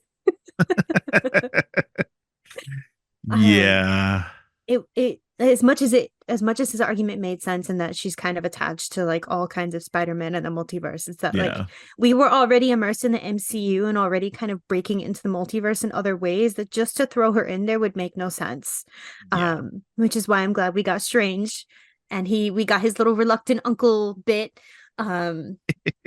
And we're able to fix the multiverse that way.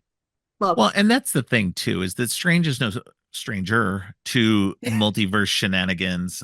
There's a whole storyline of him dealing with this area called the Crossroads. I think the Crossroads of Eternity. I'm not positive.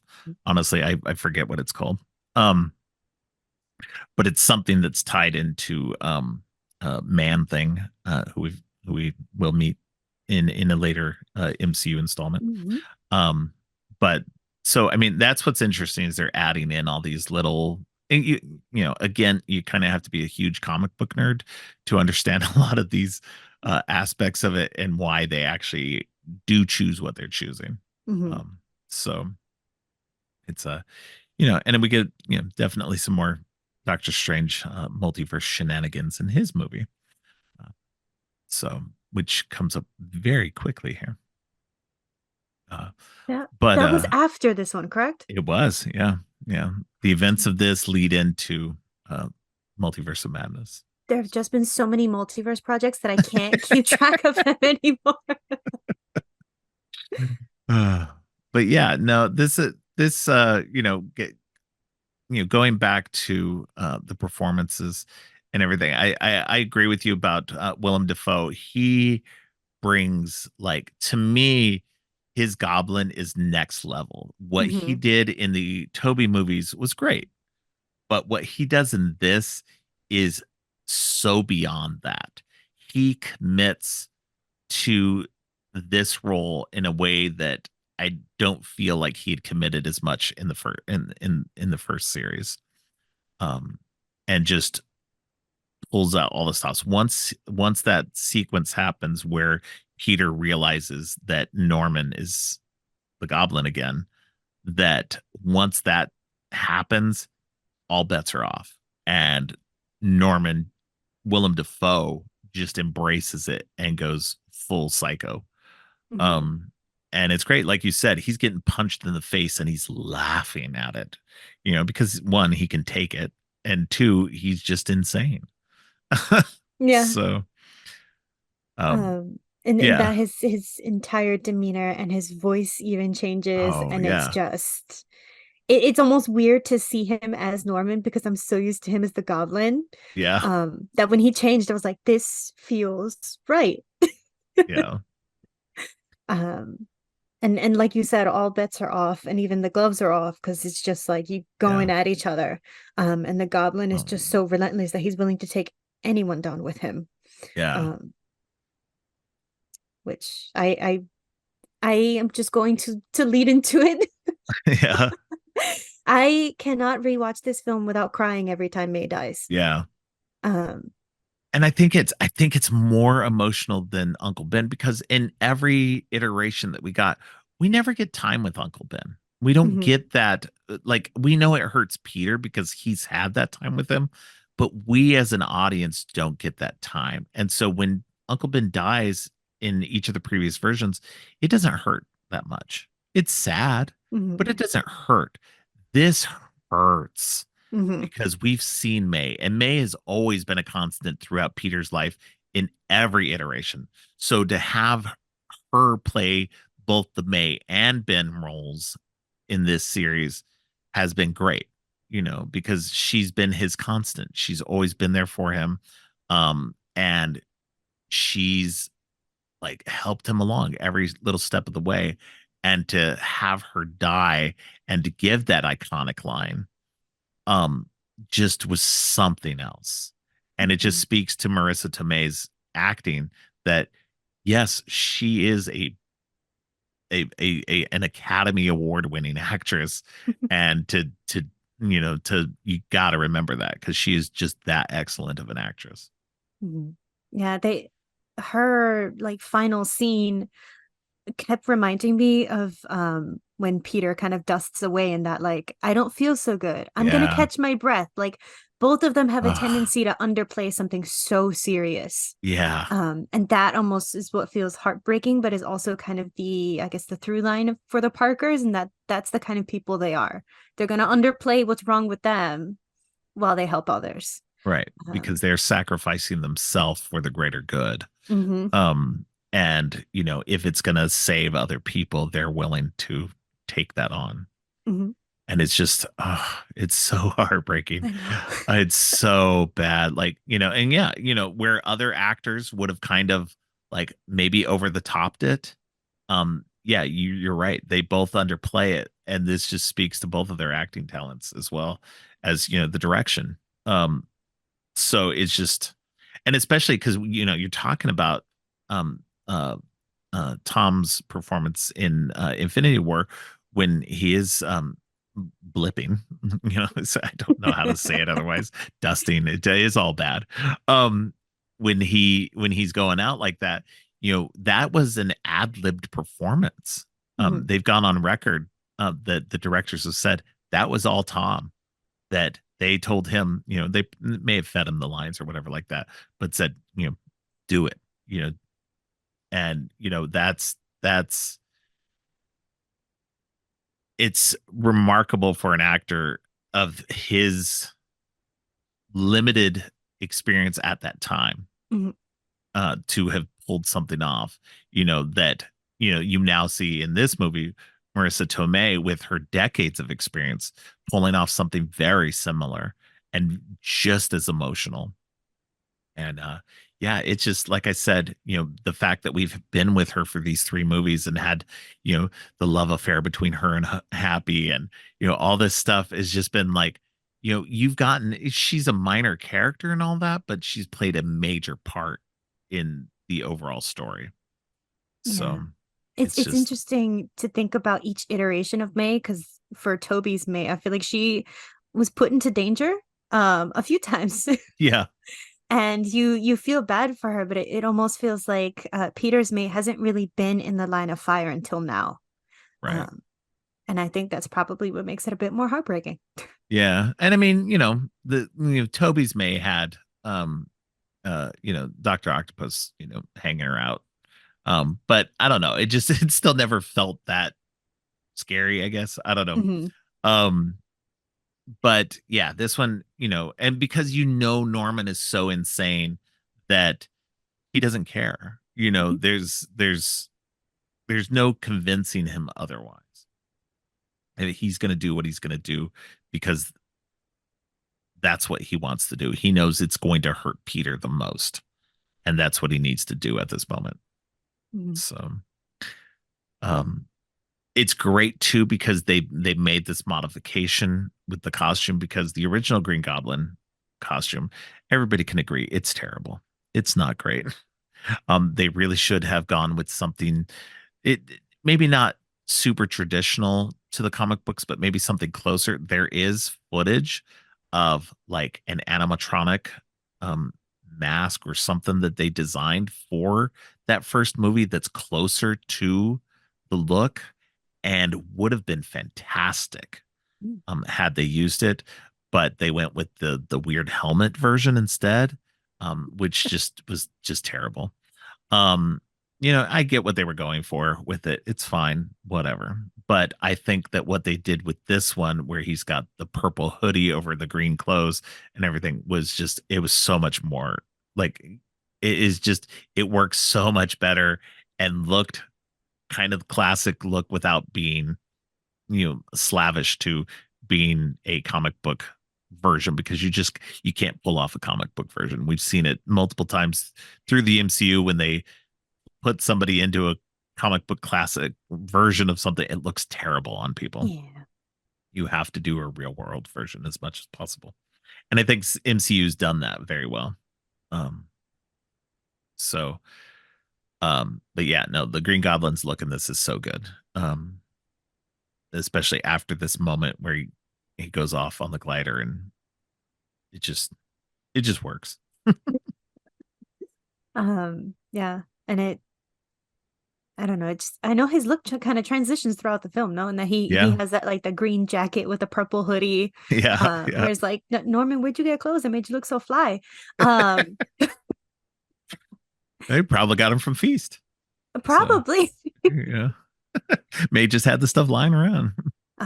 But it was another one of those things of like where you see a character in their own colors and you kind of like have that Leonardo DiCaprio point of like, oh my God, I get it. Yeah, yeah. But yeah. No, Um, and that's what's great about it. It's like they did those little tiny things you can do um that is callbacks and little nerd bait for everybody. Um, that just works so well. What were you gonna say? oh, nope. Oh, I Nothing thought you were gonna serious. say something else. But no, so we go from there. Peter is just wrecked, of course. I mean, he just lost Aunt May. And uh meanwhile, we've had Ned and MJ waiting at Ned's house. And they hear the news that this has happened, that somebody died. I don't think they say it on the news, but they pretty much know at that point that it's probably May. Mhm. Um, and then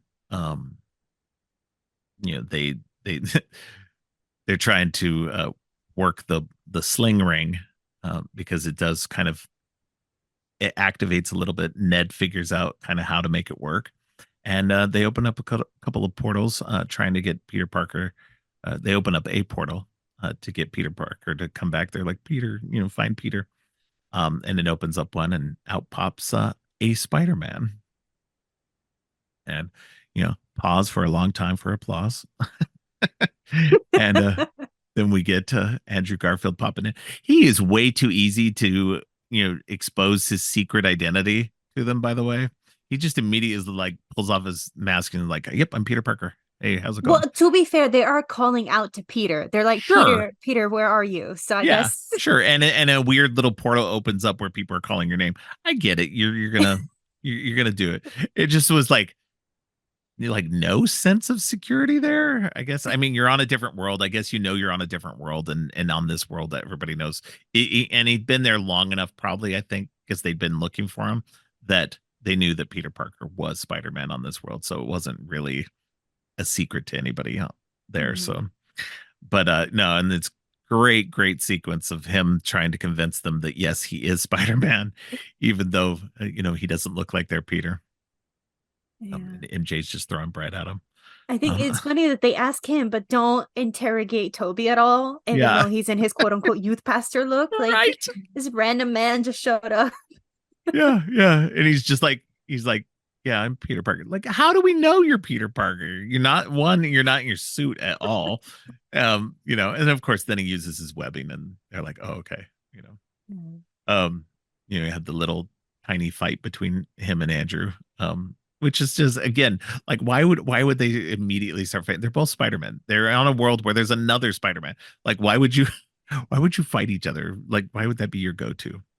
Well, wouldn't it be kind of like a like Spider-Verse where you sense the other person because you have the same feeling, or is that I mean, it should be obvious because Andrew was wearing his suit. I don't know why I'm going down that path. Well, that, and I would think that there would be no spider sense because they were no threat to each other. Mm, So, that's actually fair. hey, you brought up a good point, but I batted it away. Although you did kind of undermine your own argument there, so it was okay. Yeah, it's all good. Yeah.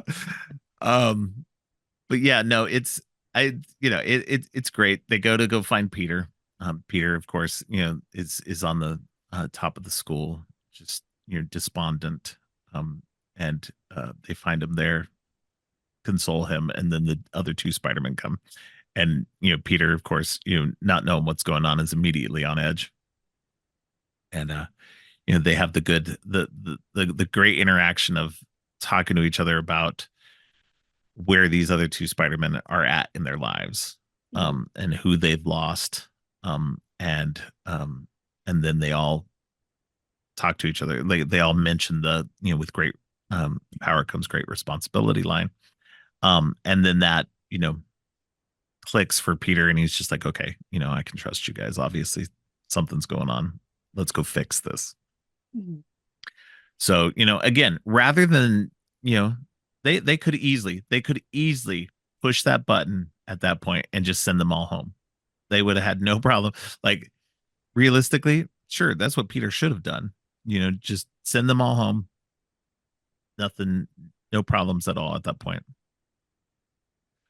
Especially after Norman had killed her. But, at this point, Peter wants revenge. Peter wants revenge. Mm-hmm. And he's gonna have his revenge, but he's gonna help cure the other ones, because he's helped cure Dr. Octopus, and now they're gonna work on the other ones. And you find out through talking to the other two that they want to do the same thing. They don't want to hurt these guys. They don't want to kill them. They want to help solve their issues. So I'm sorry, go ahead. I think that kind of trumps the point I made earlier, in that like that is the discussion of why didn't you do anything before? Yeah, true. There you go. So they did have the discussion, just kind of in a roundabout way. Yeah. Because they talk about, how they wanted to solve these issues. They didn't want, like, everybody, pretty much everybody involved here did so by accident, and then that's even a conversation that Sandman and Electro have earlier, because they both fell into things, that gave them their powers. And, that's even, Electro says something is like, we got to stop falling into things. It's a great, I don't do it justice. It's a great line. Or yeah, he says something about, and people got to watch where they walk or whatever. Yep. Yeah. You go watch your step. But they're all in some sense like genetically modified. Like, stop messing with yourselves. Yeah. And that's the thing, and I think that's what's interesting about it too, is like they all, those two were accidents, Sandman and Electro, they were accidents. The Lizard was him experimenting on himself, and it going wrong. Mm-hmm. And same with Norman and Otto as well. They're basically, doing things that Otto's is kind of an accident as well. Having that bonded to him was not something he wanted. It's just something that happened after the fact. Mm-hmm. So, getting to have that healed for him, where he could use it without having them control him or continuously making him just angry and insane, was a good thing, as we find out in a little bit. So they make a plan. They figure out all their cures.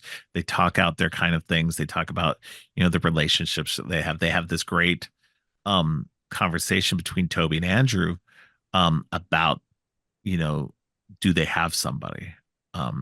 And Andrew says no. After Gwen died, he got bitter, and he stopped pulling his punches, which is just like, it's very sad, in a way that, because Spider-Man has never been that kind of character that would have gotten that bitter and angry. And it's so interesting to see that this is the kind of route you would go. And this is what I was talking about earlier, was that if you've got a Spider-Man who's constantly being beat down by the world, what is that going to do to him? And that's what you got with Andrew Garfield's version, is that he saw no positives after that moment, and everything for him was just bad.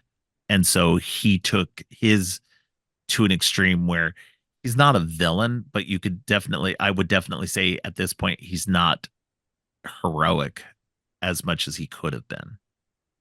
Yeah. We don't have an excuse of an evil alien took me over and now I'm gonna wear Exactly. black suits.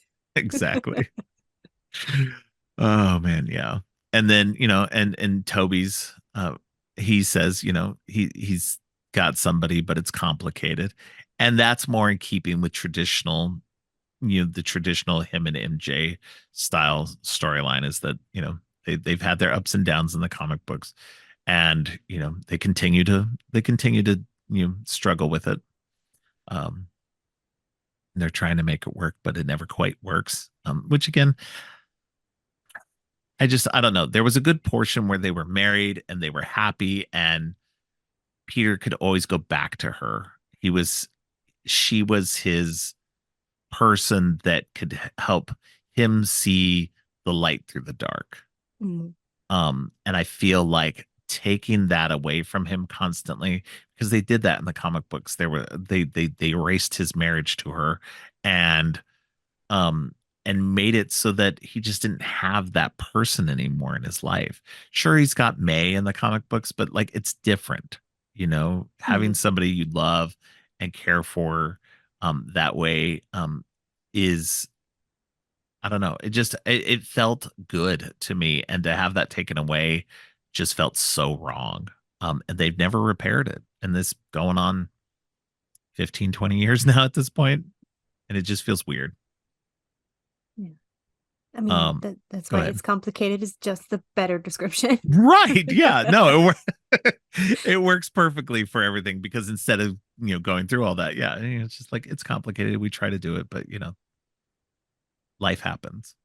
Um Yeah. and we get this a little bit where, Spider-Man's got, the Toby's Peter one's got this they're talking about, Ned being his best friend. They're like, do you guys have a best friend? And they're both like, yeah, but our best friends are terrible people. Um, they're both Harry Osborn, who becomes a goblin himself. So So to be fair, like it's not Ned's, you know, reality, although we know it kind of is.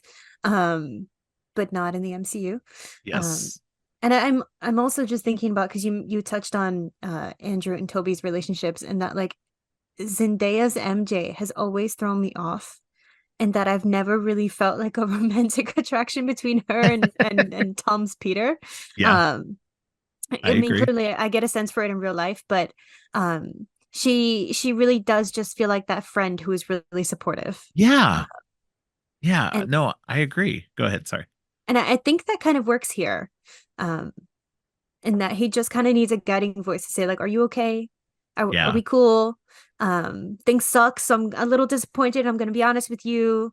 So that kind of feels right, but it doesn't feel overly like, oh my God, I'm desperately in love with you and yeah, dramatic and whatnot. So that I guess it kind of feels a little refreshing. yeah, yeah. And I think that's what's great too, is that MJ never comes off as a damsel in distress either. She's very Mhm. much a take charge kind of person. So she's very much like, how can I help? And but I never felt the romantic connection between them. Maybe a little bit more in the second movie. Um by this point, I don't feel like they're as, I don't know.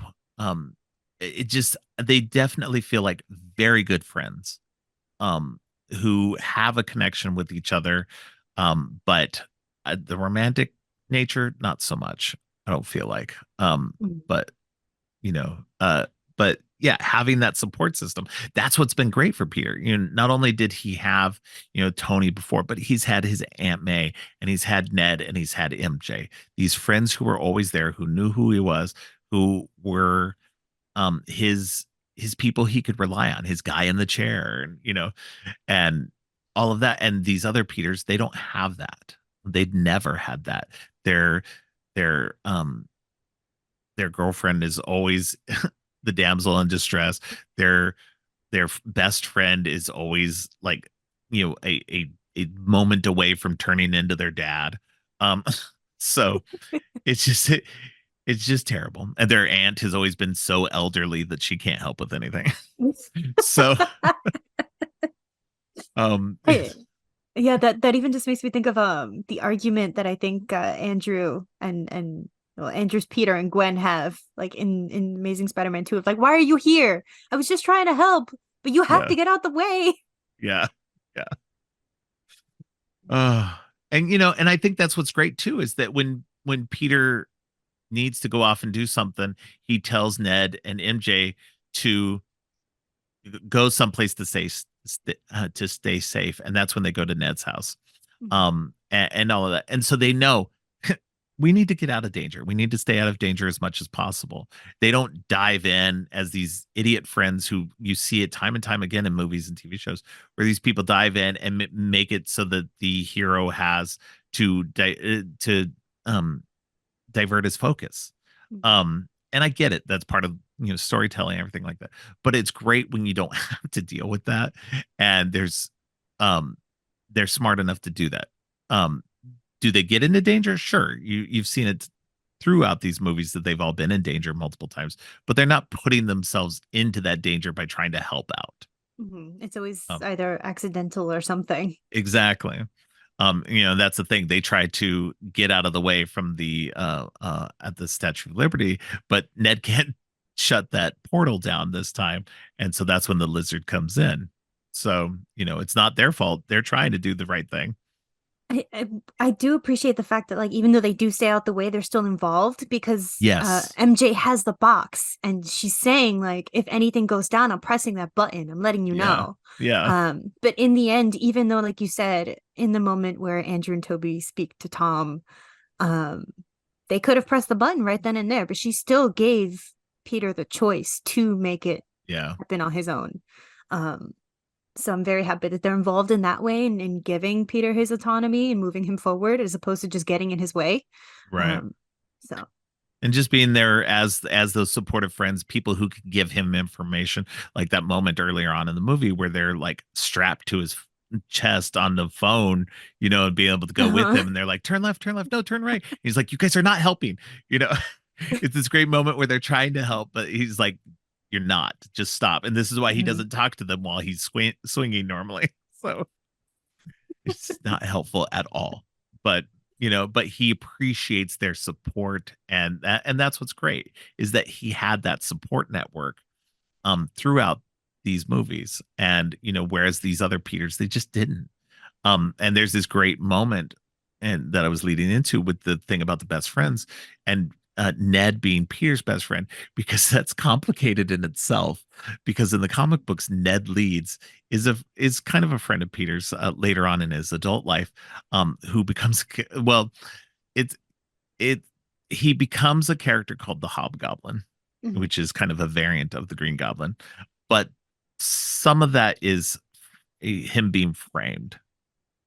So he's not really the Hobgoblin. Somebody frames him as the Hobgoblin. So there is a moment there for a long while there. Everybody did believe that he was truly the Hobgoblin. So, but he died early on as well. So again, one of those little nods to the comic book fans. It's like, the character, and you're like, yeah, but you're problematic on your own. So and you will die. So, but hopefully not. Hopefully our Ned won't pass on anytime soon. I would like to see them come back into his universe at some point. I think, again, putting Peter out there, making him the, at the end of this movie where we put him completely on his own and doing what he's doing. Sure, I get that's putting him at status quo. But again, I think these MCU movies are different, and I appreciate that, and don't think that he needs to be status quo just because that's tradition. Um, I like that he's had that support network, and it'd be great to see him have it again. So he'll probably build his own support network, knowing him. yeah, hopefully. But yeah, so we get the big battle at the end of with the Statue of Liberty. He's calling them out, bringing them to the statue, which is in the process of being remodeled, having Captain America's shield added to it, which was a nice little MCU touch. It was something that I don't think they've ever done in the comic books. So it was like a neat little MCU only twist Mhm. To that, and it makes sense in a way, like in a world that had Captain America, that'd be a great way to honor him. Um, so because Captain America, one of his little nicknames is Sentinel of Liberty, so it Well, makes sense to put it him. feels right. They can't let him go. They replaced him too. Yeah, So this is true. yeah. And they made a whole musical about him. Yep. But yeah, no, this is a great battle at the end. You got Electro, who's super pumped up because he's got a Stark arc reactor on him now, so he's like got huge amounts of power, and we get the little bit of an acknowledgement of his crazy mask that he has in the comic Mhm. books, which is like lightning bolts out off the side of his face, which is totally impractical in the movies, but they did it in such a great way. It actually worked out really well. I love that they managed to incorporate that as a huge comic book nerd. A plus. Well, you were talking about how costumes didn't translate to screen, so that's Exactly. another good way to do it. So Exactly. Yeah. No, it was perfect the way they did it. Um, but then Sandman and the lizard arrive. They're all attacking all three. We get that shot that we all saw in the trailer. We all knew what was going on, yeah. but they edited it out. But you had the three Spider-Man, you know, hitting at them. And it was a great moment just before that too, because they're all trying um to do their own thing and go up against these villains, but they all keep running into each other or um, just things keep going wrong during the process of it, and they all just stop. They're like, "Look, we got to work together. We got to get our stuff together." Um, and they managed to do it. Great sequence of them just working together so well, in sync perfectly, using each other to swing off of each other. It's such a great moment. I mean, yes, it's all CG, but it's like great CG. So That was another theater moment. And when they finally land all three of them together, everybody's like, yeah, yeah. right. And I forgot going just before that. We kind of touched on it before, but they have this moment where it's just before everything's about to happen, and they're all like just getting this moment to talk to each other and just kind of get to know each other a little bit, and that's where we get the moment with um the bit about him being an Avenger, and dealing with the aliens, and Toby's like, oh yeah, I dealt with an alien, like a black goo. He was made of black goo and everything. It's so funny. Just these little bits of them talking to each other was so fun. Also, the encouragement from Toby to Andrew, and that, like, Yes. who better to encourage you than Yeah. you? Yeah. Because Toby's down or Andrew's down on himself. He's had a hard time of it, Mhm. and then Toby's sitting there going, no, no, no, dude, you're amazing. You, don't be down on yourself. And Andrew's like, you know what, I needed to hear that. Mhm. And it's so good. Like I could definitely have a whole other movie with just all three of them together, or even just a Toby and Andrew movie together would be fun. Um, I think that would be a lot of fun, just them kicking around, doing fun stuff together. That should have been the Um, extended version. Just right like a whole another after credit now, scene. if Sony wants to do a buddy movie with those two Spider-Man, I'd be okay with that as long as it was done well. So Mm, I'd give it a watch at least. So maybe kicking around the Spider-Verse a little bit. Uh, but yeah, no, there's a moment too where when they talk to each other, I think it's midway, when they talk to each other about working together, and they're kind of out of sync and everything like that. They stop and they're talking to each other, and that's when they do the designations of Peter 1, Peter 2, and Peter 3. mm. Um and just before they go off, Andrew's like, hey, wait, I love you guys. And both Tom and Toby are just like, thanks. Let's go kick some butt. Uh, it's just it's the comedy and the timing and everything. Them all together was just so great. It was just, I don't know. It just works so well that I would like to see more of them all together. Yeah. Um, you know, You as get lo- that middle child sense of like, I've never had brothers before, and I really yeah, love this. Yeah. Well, and again, again, Tom Peter One has been able to exist in a world where there's other heroes. He's been able to have interactions with other people and grow from that experience. Whereas these other two never had that. They didn't Mhm. have um one other Spider-Man to bounce off of, but also no other heroes in their universe to learn from or to give advice to or anything in that nature. And so it's great for them to have these moments together where they can then maybe go take that experience into their own worlds and maybe do something different with it. I hope it betters them, and I hope Toby recovers quickly. Yeah, Um, yeah. From that backstab. Jeez. Um, but yeah, it's and I love that moment too where they talk about his back hurting and Andrew gives him the like, cracks his back and everything like that because that goes back to, number 2 where he fell off that building and, hurt his back real bad. it Um almost feels like Toby and both the video game Peter have been so like gotten so brutal, that like you've had like 36 broken ribs. Oh, I'm fine. We can continue going. And we're still calling back to that. And in that like when Toby gets stabbed, he's like, yeah, it hurts really bad, but I'm fine. I'm good. Let's go. yeah. Um but yeah, and then we get this moment of redemption for Andrew's Spider-Man. MJ gets knocked off of the scaffolding and she goes tumbling down. Tom tries to grab her and can't. He gets knocked away by the goblin. And so Andrew's Spider-Man has to jump down and grab her. And it's this moment because everybody knows in his universe he didn't save Gwen in time. I keep wanting to say Emma. That's why I keep pausing, is because I keep mixing up the names. But he's trying to save Gwen, and doesn't, and that's what sends him off into this despair that he's in, and then he has this moment where he gets to save MJ, and you see it on his face, this absolute. And she asks him, because he asks her, "Are you okay?" And she says yes, and she's like, "Are you okay?" And he's he says that he is, or now I am, or whatever.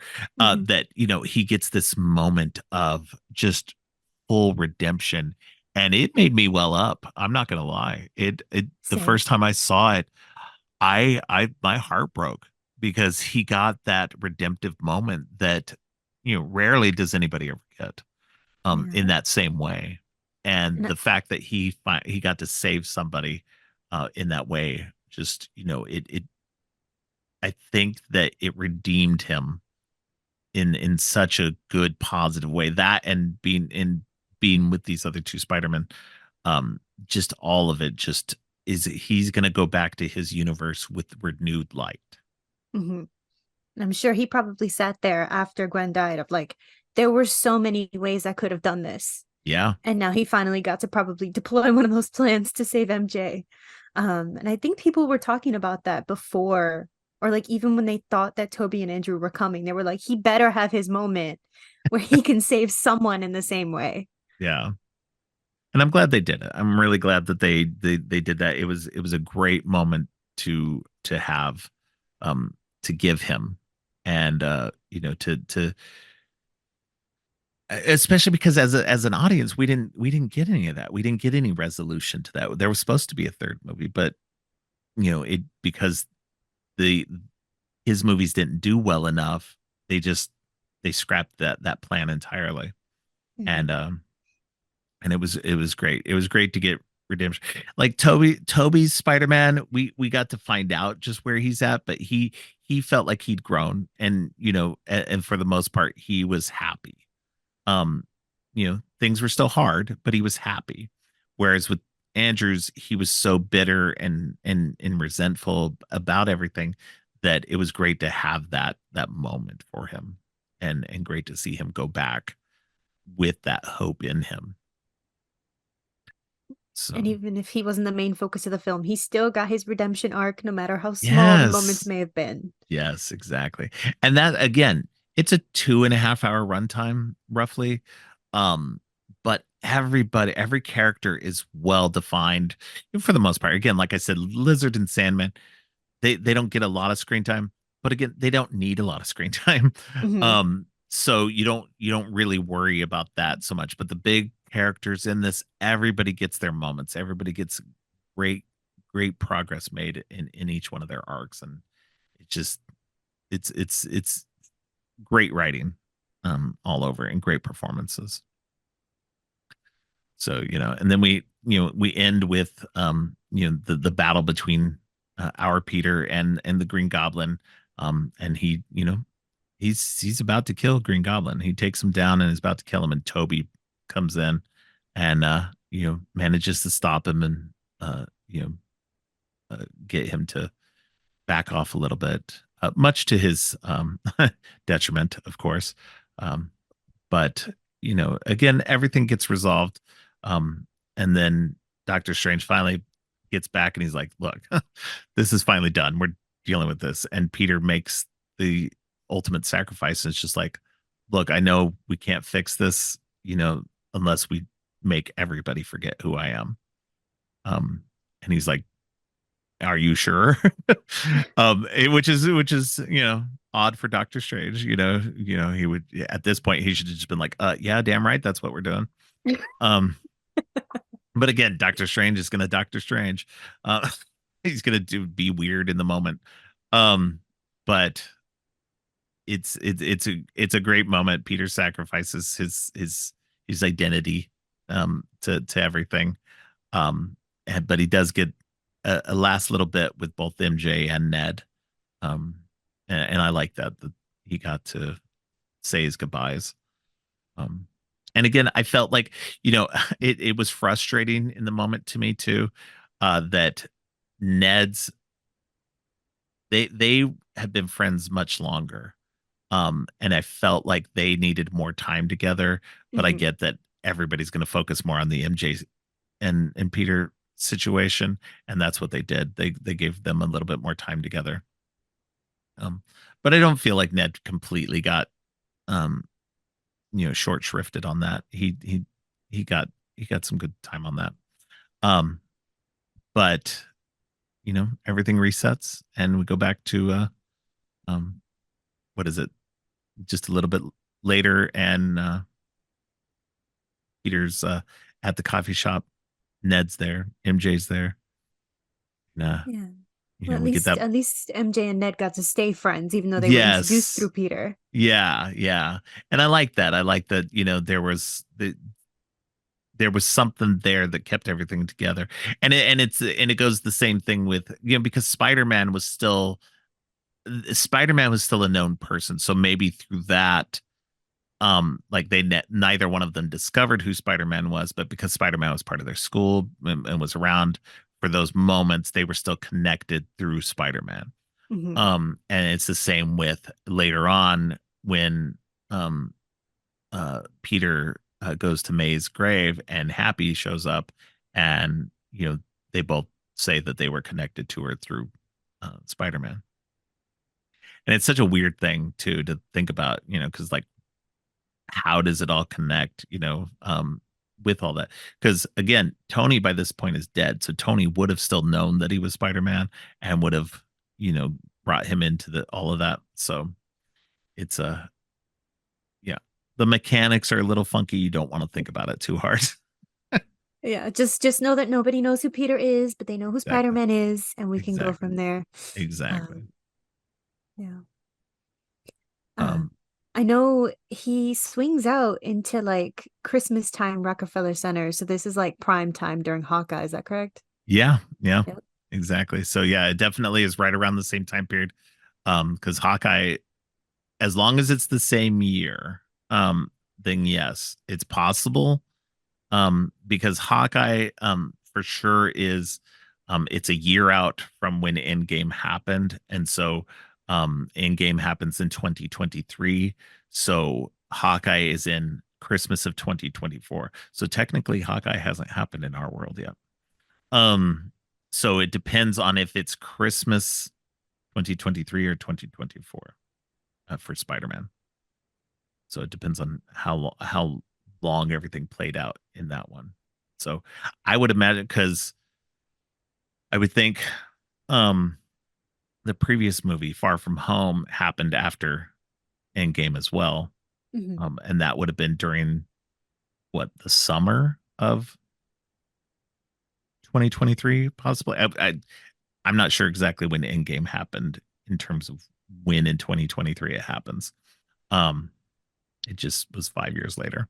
But it means there would have been a few months of people of knowing who Peter Parker was. Right. So I would imagine, I imagine it wasn't a full year. So I'm thinking that this is probably when Peter at the end of this movie is probably 2023. So it's Mhm. maybe the year before Hawkeye happens. Okay. So Because I think people were saying it was at the same time because MJ and Peter right. swing past a Rogers billboard. True. True. Yeah, and it could be because there is a time jump there when all this stuff is happening with the Department of Damage Control and the investigation and everything. It could have been a year um that all that stuff was going on, because I would imagine legal stuff like that would take several more months than just a couple of months. Who knows? Um, but it could have possibly taken quite a while. But it I feel like doesn't. we've kind of gotten to the point where the MCU timeline does not make any sense anymore. So Yeah, we're just gonna go with it yeah, as much as we exactly. can. It was some time. Yeah. I mean, and again, we don't know the events of what happened between when the events of this movie end before the Christmas thing. Because yes, we see him at Christmas time, but what is the time jump between when it ends at the Statue of Liberty to Christmas time? So there's still some months. There could still have been a large gap of months between those two as well, because it wasn't winter when um the events of, because it would have happened, it would have had to been at the end of school, right? Because the events of um most of this movie would have been the end of his senior year anyway, because they were still waiting to hear back from um the colleges and such. So yeah, this probably is 2024 then. So I Yes. don't know, we're thinking too hard about this. I feel like I'm sitting here being like that woman with the calculus meme, and she's kind of like looking through the math and can't Right. figure it out. That's what I'm feeling right now. And I'm like, but wait, did college uh admissions usually get back to you in like fall of your senior year? It yeah, just yeah, I know. That's like, it doesn't make sense, because I'm sitting there like Charlie Day with the stupid board and everything. That's how I feel right now. Oh Trying man. to make Yeah, all I the think I connections. think that's why I've kind of like after Endgame, I've just stopped trying to figure out the Yeah. timeline. I know for sure Hawkeye is supposed to be the year after. That's what Yeah. they've said. So I would bet that more than likely, yes, this is Christmas of 2024 at the end of this movie. So it would make sense, just to, especially like you said, the Rogers the musical thing would have happened, because the likelihood of them getting that off the ground the same year of the events of Endgame would be kind of hard to do. Hmm. So because as anybody who knows musical theater and stuff like that, it takes some time. Yeah. So, uh, so it would have had to go through all the previews and everything else. So, yeah. So I'm willing to bet the end of this is Christmas 2024 at the same time that Hawkeye is going on. So I mean, if he's outside, if house is his apartment's right outside Rockefeller Center, he should have been seeing everything that was going down. Right, he should have Why been was he not involved. helping? I feel, but we've had this question across the MCU. Like, if all these things were happening simultaneously, why weren't we having like XYZ Avenger involved? Right, right. So this They is just were another one busy of those elsewhere. of just he was too busy taking his GED and was not There you figuring go. out what to do next. So Exactly. He was nowhere near there for that week. Oh, yeah. So, but yeah, no, it ends on that great note. Him in a traditional Spider-Man costume that he created of his own, obviously influenced by the other Spider-Man. And now swinging towards the camera, and we get a couple of in credits things. We get a mid credits scene of uh, the previously mentioned Venom um, appearing, crossing over from the Sonyverse into the MCU.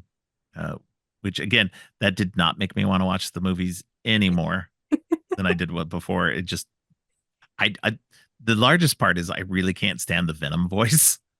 Um, Ah. that's a big part of it. It's not the largest part, but that's a big part of it. And I guess that's actually Tom Hardy doing the voice too, um, as Venom, from what I've heard. Hmm. But again, I've never seen them. I do like the implication that he left a piece of him in the MCU that will maybe eventually find Peter.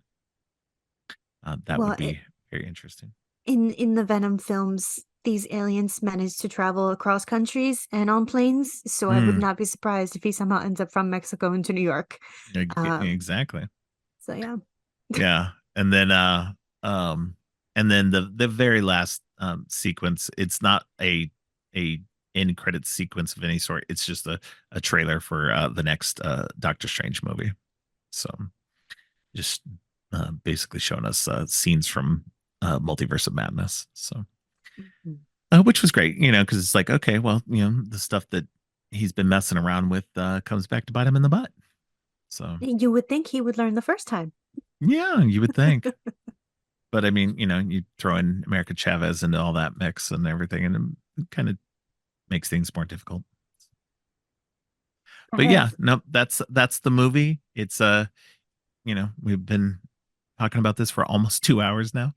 Um, because it's there's so much going on in this. Yeah, there's still stuff I know we missed talking Mhm. about. Um, so but it's we've almost taken the whole runtime of the movie to talk about the movie. Oh man. Uh, Um, I mean, it like I said, it's probably one of my favorite Spider-Man oh, movies. Sometimes the Spider-Verse ones trump mhm, that a bit. But it's been really nice to see the Spider multiverse expand and really see what we all grew up with come back. right. Um, and that's been what's been really nice about every multiverse project that we've seen pretty much. But I mean, you'll most likely expand on that in the next episode. I have my thoughts on Multiverse of Madness, but I'm going to hold them back because they're not nice. Um, I wish you luck with that. Yeah, yeah. Um, no, I like Multiverse of Madness, so that'll be fun. Um, and we'll see. I haven't watched it in a while, but I imagine I liked it the first time. I don't think I'm gonna dislike it much, you know, this next time I want rewatch it. Um, but it's but yeah, this movie is, No Way Home is a testament to not only the MCU but also to great writing, bringing in these other characters, the classic characters that we've had before, Toby and Andrew coming back. Just all of that just worked so well. It's hard to believe that it worked so well, but it did, and I don't hear anybody ever talking bad about this movie. Um, I'm sure there are some people that do. Um, but it's one of my favorites of the MCU, one of my favorites, probably my favorite of the Spider-Man franchise as a whole. I do like the Spider-Verse movies, but this one, I don't know, this one works so much more on a level that I enjoy. Um, and I rewatch it quite a bit. So usually during bedtime. I'm usually turn it on to fall asleep too, because it's just Yeah. entertaining enough. Well, So it is 2.5 hours. So yeah, exactly. that makes sense. So, but yeah, no. So, is there anything else that we haven't mentioned that you wanted to talk about? I don't think so. I think All we've right, covered everything. we should have. It's been almost 2 hours. Yep. Um, but yeah, all right. Well, why don't you let people know where they can find you online? You can find me on Twitter/X, whatever we want to call it, at the Market Tweets. I'm still freelance writing, so you can find my work at Engadget and Fangirlish, and my voice on the Remote Watch podcast. So you can find me on there. All right, and sometimes guest starring here and on Podcast 616. That's right.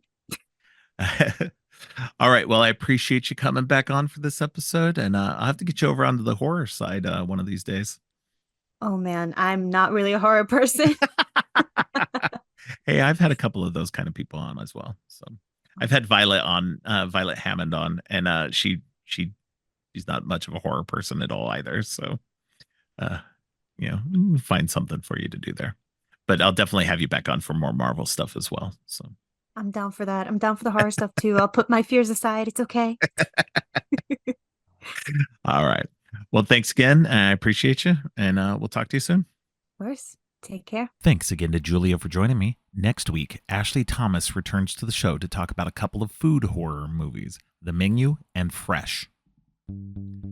Thanks for listening. Creepy and Geeky is a part of the Morbidly Beautiful podcast network. Please check out morbidlybeautiful.com/podcasts for more great shows. If you like what you've heard, please consider giving the show 5 stars and a review on Apple Podcasts and Spotify. Also, please share the podcast on social media to help spread the word. Make sure to subscribe on your favorite podcast app or at creepyandgeeky.com. Music for the podcast is Gratitude, composed by Harper Smith. You can follow the podcast on social media at Creepy and Geeky on both Twitter and Instagram. If you'd like to follow me, I'm Geek Thulu on Twitter and geek.thulu on Instagram. You can support the podcast by ordering teas and more on TeePublic or by donating to the coffee page. All of the links are in the show notes. Finally, don't forget, stay creepy.